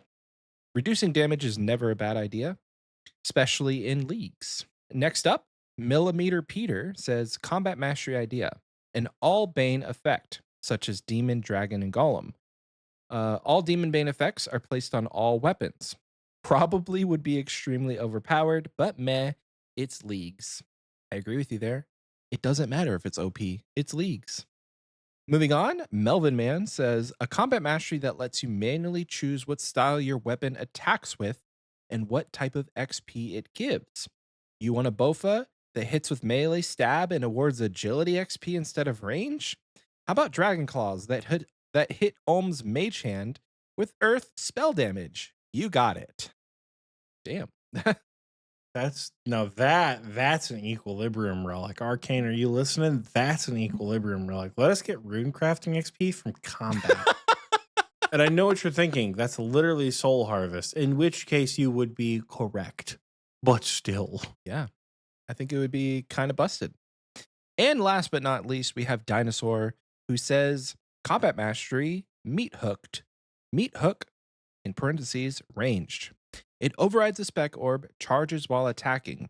When you use the meat hook, you pull a non-stationary enemy, anything that can walk, i.e. not Zuck or Ohm, to your southwest tile. Hooked enemy cannot attack for 10 ticks after the travel time ends. Interesting. Wow. That would be fucked. Okay. That is the freest P3 Verzik solve I've ever seen in my life. Yeah, because 10 ticks is a lot. If everyone takes meat hook and you meat hook, you just take turns meat hooking Verzik around the arena, she doesn't move. You like, because the hardest part about tanking Verzik is the melees. Yeah. And if you stun her for 10 seconds at a time, if there's no stun lock, or even if it's like a 3-second stun lock that exists in the main game, and she can't be stunned after that, like you survive for 5 ticks without getting meleeed, which is slower than her attack cycle even when enraged, I'm pretty sure. She might be 6 ticks when enraged, I don't remember. You just meat hook her around the room. Yeah. So I'm thinking like even bosses like Nightmare, Vardorvis, anything that you want to run away from that's going to hit you really hard. That's a insane pact. It's pretty cool. I understand what it says now. Overrides the spec orb, charges while attacking. So instead of having a special attack, you just click the special attack orb and that activates. It does what the current Gargalon Scepter does. Oh, you know, I've never equipped that weapon. But y'all, that is the community question for this week. Now, one thing that Oxie and I have to discuss is whether or not the community question will still exist after this episode. Because with our bi-weekly cadence, it's incredibly difficult to have any sort of like relevant conversation when 2 weeks of time has passed in between episodes. And generally, the questions that we ask are they try to be relevant to what is currently happening, or it's relevant to what happens in this episode and what we talk about. So for instance, if we were to ask a community question, we'd ask you guys like, hey, what do you think is the rarest pet in leagues? Something like that. And if that's the community question this week, you can answer it down below. But for the foreseeable future, we may not have a community question section, and it could return if we ever go back to posting weekly. But it's just something that Oxie and I need to talk about. And what we most importantly are going to want out of this section here, please let us know how you're feeling about this. We've had so many community questions that are dozens and dozens of answers, and we're here for a million years. This week we had like 4 and nothing on YouTube. So if you guys are like, community question doesn't really hit when it's a bi-weekly answer, right? Or when it's a time-gated answer like a league, right? Let us know. Let us know how you're feeling about that kind of stuff, and we'll adjust accordingly based on what you guys want. And then, in theory, it'll be a better piece of content for you guys. Let us know how you're feeling about the community question. Hey, maybe that could be the community question, is tell us what you think about either stopping or continuing the community question moving forward. I like that idea because it'll still be relevant in 2 weeks when we've talked about pets a long, long time ago. So yeah, answer that question down in the comment section below on Spotify or as a reply to the pinned comment on this YouTube video. Moving on over now, the constant section that will never go away, and that is Achievement of the Week, hosted by Oxie. Until y'all stop posting in our Discord, there will always be Achievement of the Week. We've got not as many as you would think for not doing Achievement of the Week for a month, right? For not doing Achievement of the Week for a month, leagues really stifles that. Leagues really stifles that, which is fine because it makes it so that we're not here for a million years doing achievement of the week. But we do have some things we want to shout out here. We're going to start in the skilling category this week. We're going to first things first, give a huge shout out to our 99 folks. Buckley Boyo achieved 99 strength. JX Riot achieved 99 sailing and 2200 total level. Dr. Shavargo 69 achieved 99 farming. Mike Tendo achieved 99 sailing. Ian achieved 99 sailing as well. Peabods, also, this is going to shock you guys, achieved 99 sailing. Two to Fly achieved 99 slayer. Hutch A achieved 99 sailing. Everyone just cracking out sailing levels before League started. My God. Dice achieved 99 hit points. Gangly Goat achieved 99 defense. Hex and Flex achieved 99 HP. Super Soft Salad achieved 99 HP. Sibling achieved 99 hunter and 99 farming. Ninja Crumpet achieved 99 firemaking. And Kick-Ons achieved 99 defense. I want to say around Dice's 99 HP was around the time when League started. Okay. If that's any reference to how many achievements about the main game get posted. We have an additional total level achievement. Well, technically a couple of additional total level achievements this week because Trip got 2K total.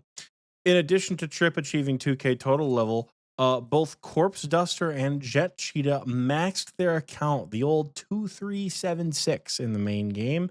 You guys can finally enjoy Max Cape.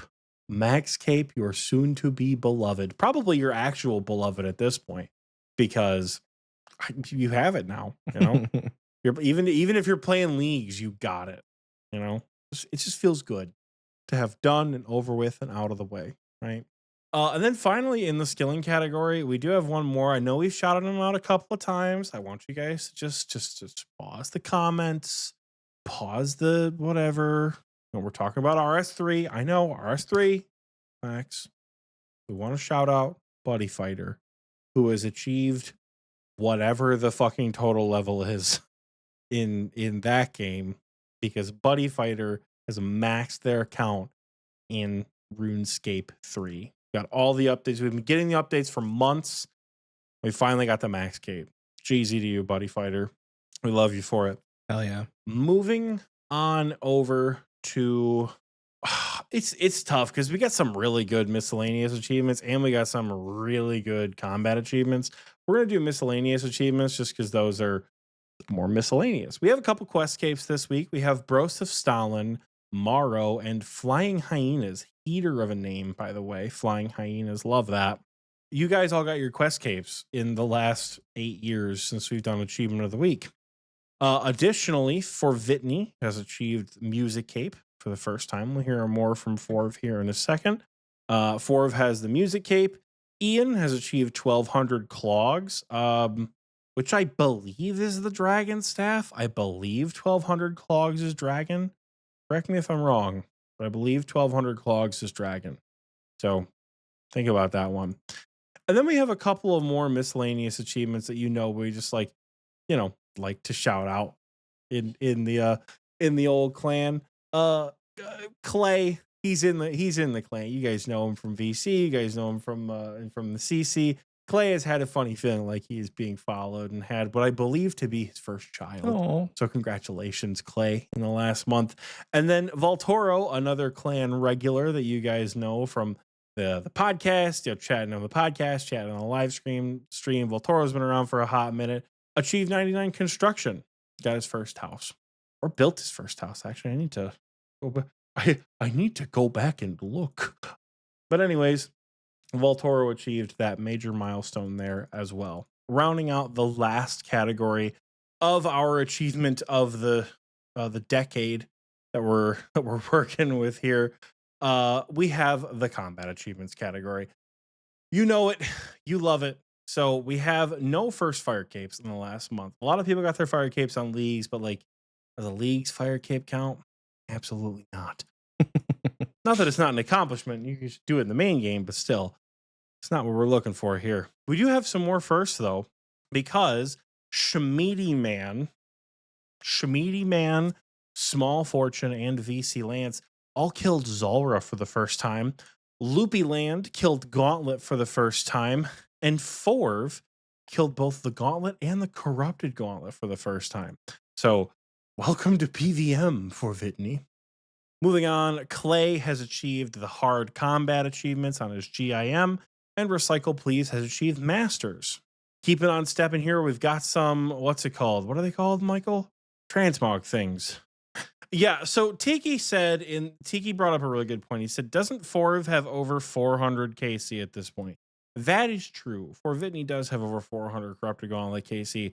Forv had not killed Gauntlet in between episodes. And achievement of the week is achievement of the month and some change at this point, because it's been so long since we've done it. So we know Forv probably already has his BOFA by the time this episode comes out, surely. But you guys get the point. Moving on over to some of the cosmetic rewards that some people achieve, like an Odd Trout, who achieved his Cursed Phalanx, and Prof Slayer, who achieved Radiant Oath Plate. And if you would believe it, it's not even the most impressive achievement from him this week. We have 2 quivers with Egg FE and Slip QP. It rhymes, so we didn't even mean it. We didn't even mean it to rhyme, but it does. Both achieved their Dinzana's quiver this week. And then, not finally, Yu achieved their Infernal Cape this past month. A big achievement. My personal favorite of the achievements. But it's rare to get the next achievement. It's even more rare to get 2 of the next achievement.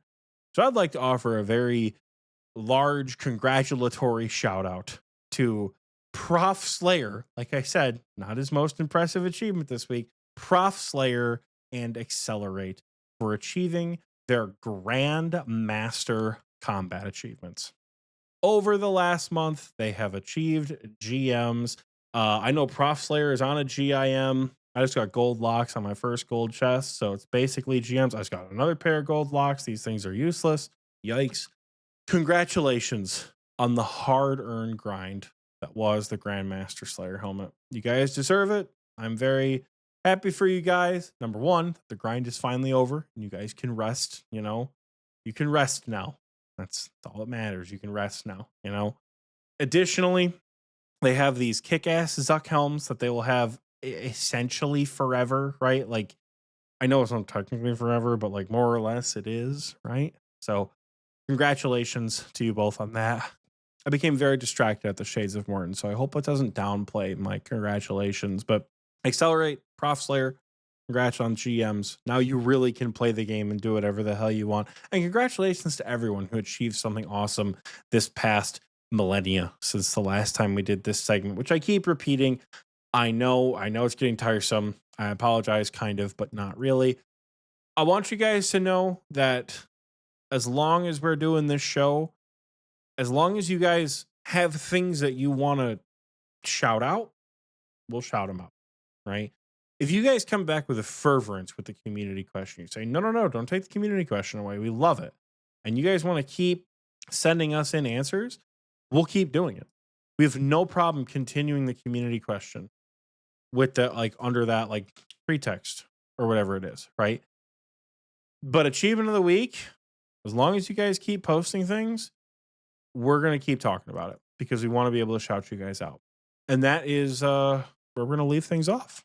You guys are wonderful. Head over to the Discord, discord.gg/OSRSTNL. Quite a few people have been hanging out playing leagues, though I think the league hype might be dying a smidge. But it's okay because there's still a lot of time. And what happens when league's hype dies, Michael? We play other video games. People go back to the main game, baby. You can go back, but yes, go play other video games after leagues is over. Oh, Michael. It's been a long day, my friend. It's been a long day. It's been a long episode. Let's say we wrap this shindig up. We head on out of here. Let's do it. But not without a fun question. You're damn right. I was worried you weren't going to say it. Oh, do you really think I forgot about the fun question? Yeah, I did. I was hoping it'd be a bit more of a seamless transition than that. I may not have recorded the Xpwaste podcast since before the Great Depression of the 1930s, but I'll never forget about the fun question. Michael, my friend, do you have a fun question for us this week? I do. I have a mini fun Excellent. question. And I've been perusing the high scores for leagues while you've been doing your achievement of the week. And I want you to guess what rank 1 Scorpia has as far as kill count goes. 53,000 kills. You're not far off, actually. Higher or lower? Lower. 44,000. A little bit lower. 39,000. 39,765. Rank 1. It's Wow. basically double what rank 2 has, and rank 2 has 16,000. So, holy cow. I don't know where people find the time to do a singular boss 40,000 times, but this guy's maxed nearly. He's 2255 total, and he still managed to kill nearly 40,000 Scorpia. I want to see the time played here because in leagues, That man's not logged out. multiple 200 mils. It's crazy. He's got multiple 200 mils. 200 Like mil, all combat 200 mil 200 mils? thieving, 200 mil magic, 200 mil hit points, 200 mil defense. Yeah, crazy work. Okay, so the four that I would expect. Okay, Okay. if you're gonna say like 200 mil rune crafting, I was gonna be like, whoa, what the fuck? Okay, that makes way more sense. Yeah. There's some other fun ones like King Black Dragon. Number 1 has like rank 1 has 15,936. Jesus. Yeah. That's just got to be pet hunters, right? Surely. Probably. They are also 2147 with tons of 99s. It's crazy. It is crazy. Like I make it since last league, I try to make it a side goal to get top page on at least one boss. And I was perusing all the bosses I have access to. And funny enough, Crazy Archaeologist is probably the one that I'm going to go for because number one at Crazy Arc only has 940 kills. So to get top page, I need to break at least 500 kills. And that boss is super quick. So, I've fallen out of the top 1,000 in the main game for Crazy Arc. Fuck. Damn it. Should go back. Got to get back in there. But yes, a fun get back in question there. that I would like to ask you, Oxie, it comes from our friend Noel. And he says, we all love capitalism. So let's turn OSRS into a capitalistic hellscape. I mean, a capitalistic world. A new unpulled update has come into the game that allows you to invest into items. Think buying fractions of a scythe. Now, you might ask, won't these rich bitches pump and dump everybody's shares? Probably, but luckily, Jagex is enforcing a strict banning for pump and dump schemes. So, what are 3 items that you would invest in and why? 3 items that I would invest in and why. This seems like a very difficult question. Think a company that you buy stock in, that company goes berserk, and you're making money by buying the stock for very cheap and then watching it rise over time. You're buying stocks in items. I have that like rudimentary understanding of how stocks work. I don't know. I mean, even with like a rudimentary understanding is all I have as well. So I'm just trying to go off of potentially what is something that could rise. But the hard part about this question is people kind of already do this by flipping on the GE, but it's different, I guess, in the sense that like you're investing into an item hoping that it either stays steady with a marginal rise or you're looking for astronomical growth and you're hoping for like the next Apple stock essentially when it comes to old school RuneScape. So for me, I think I'm going to try and pick at least one that I know is like a solid investment, and that's going to be the Shadow. Like it's expensive enough that I think you could buy a few shares into a Shadow and watch it rise potentially with the next major update. Either like a mega rare. It doesn't have to be the Shadow because I know you're giving me eyes and it worries me what you think of me. And potentially the Shadow's not a good idea, but let's just call it a mega rare. The mega rare that's most popular at the time. So, I mean, a Shadow probably would not be a bad one because that, like, the price of a Shadow right now is pretty low compared to what it has been in the past. Like, think they're going for 8 or 900 mil in the main game. And so Jagex does some crazy update and everybody wants a shadow again. You've potentially doubled your money because 1.6 mil is not outside of the realm of possibilities for a shadow.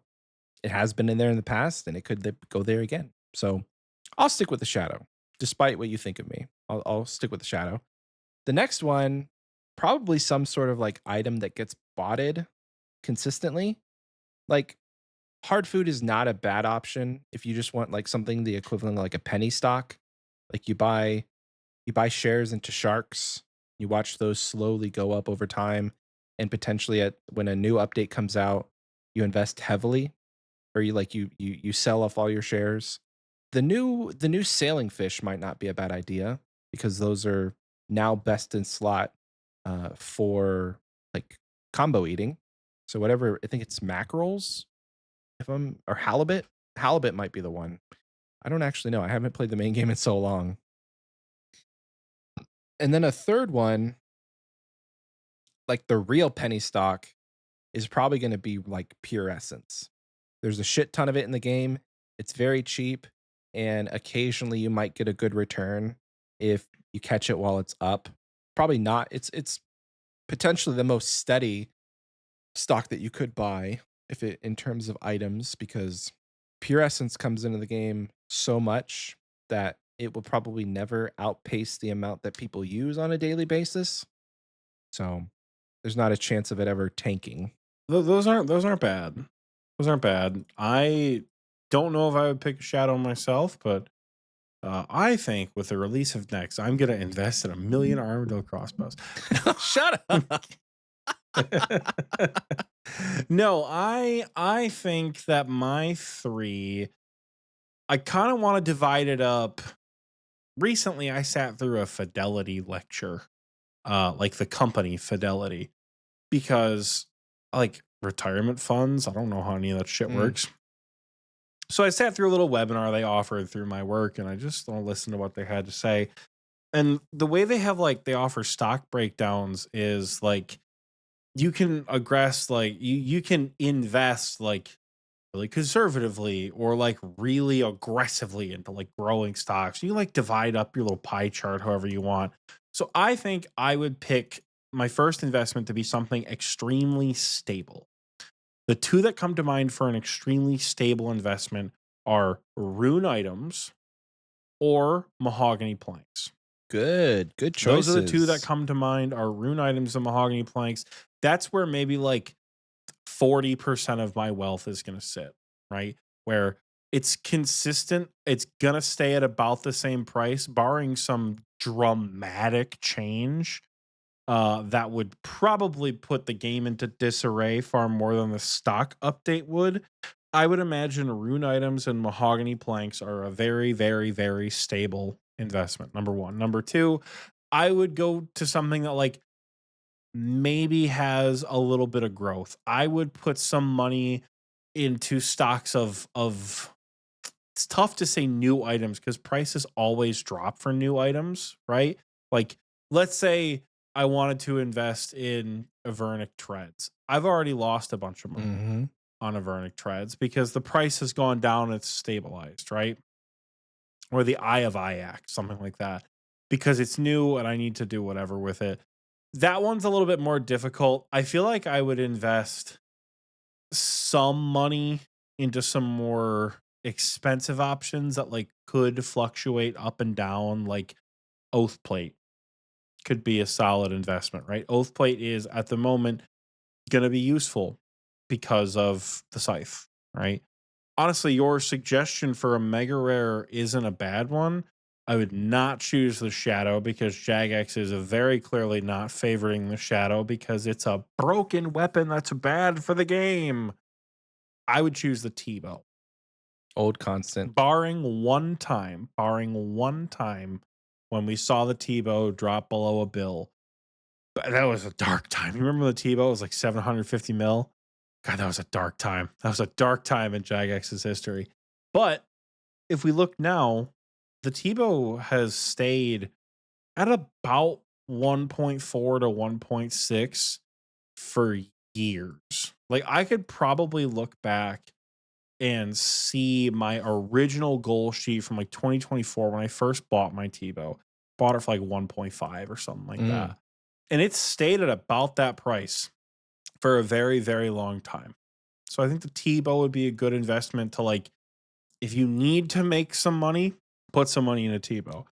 The final little segment, right, that I would try to like aggressively invest into, what I think is going to grow a lot, right?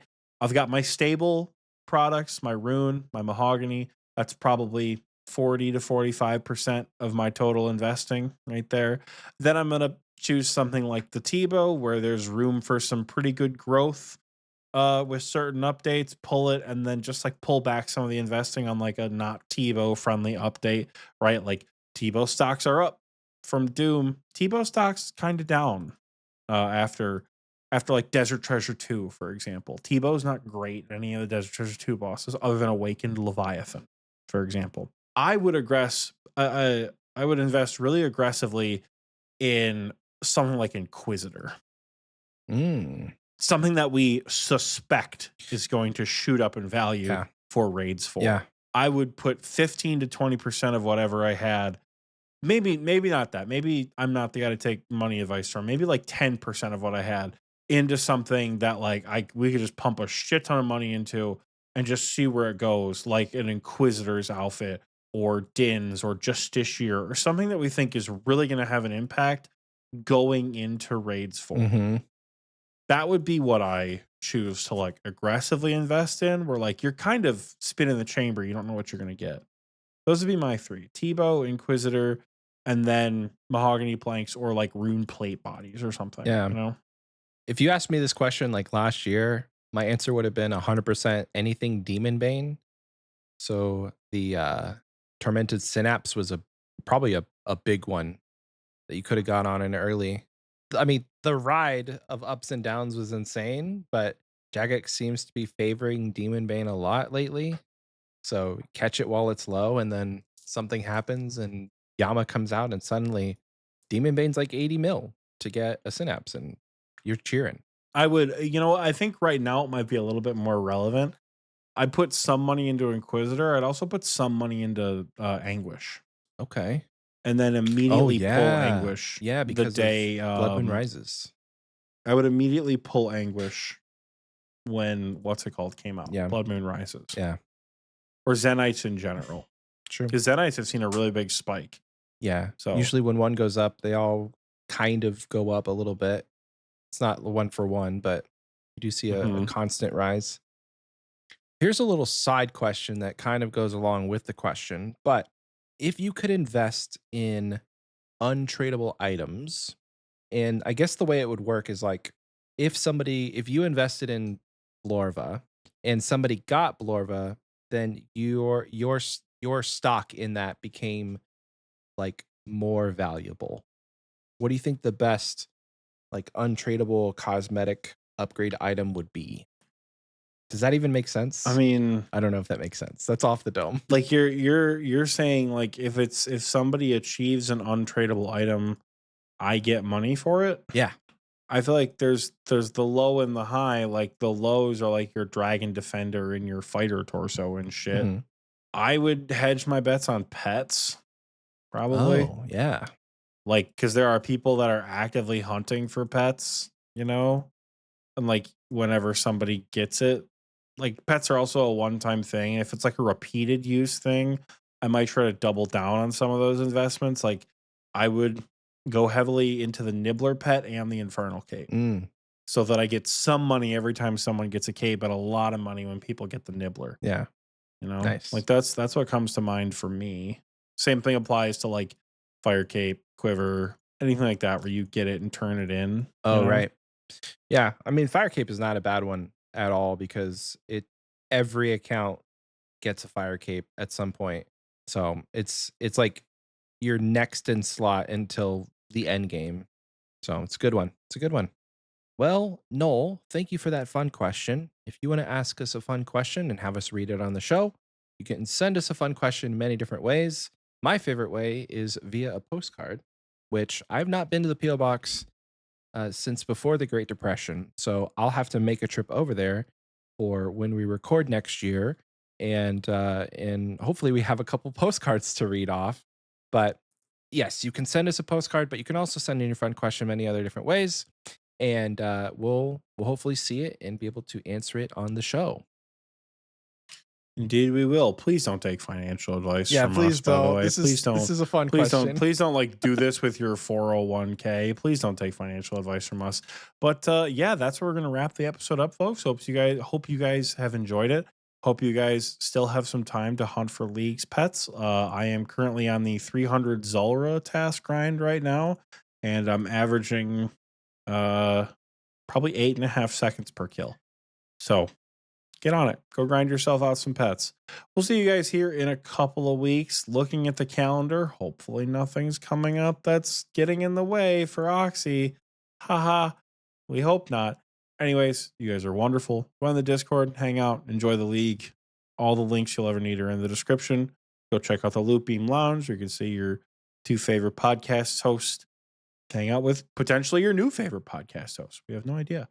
Go check it out. Love you all very dearly. We'll see you guys on the next one. Bye, everyone. Bye.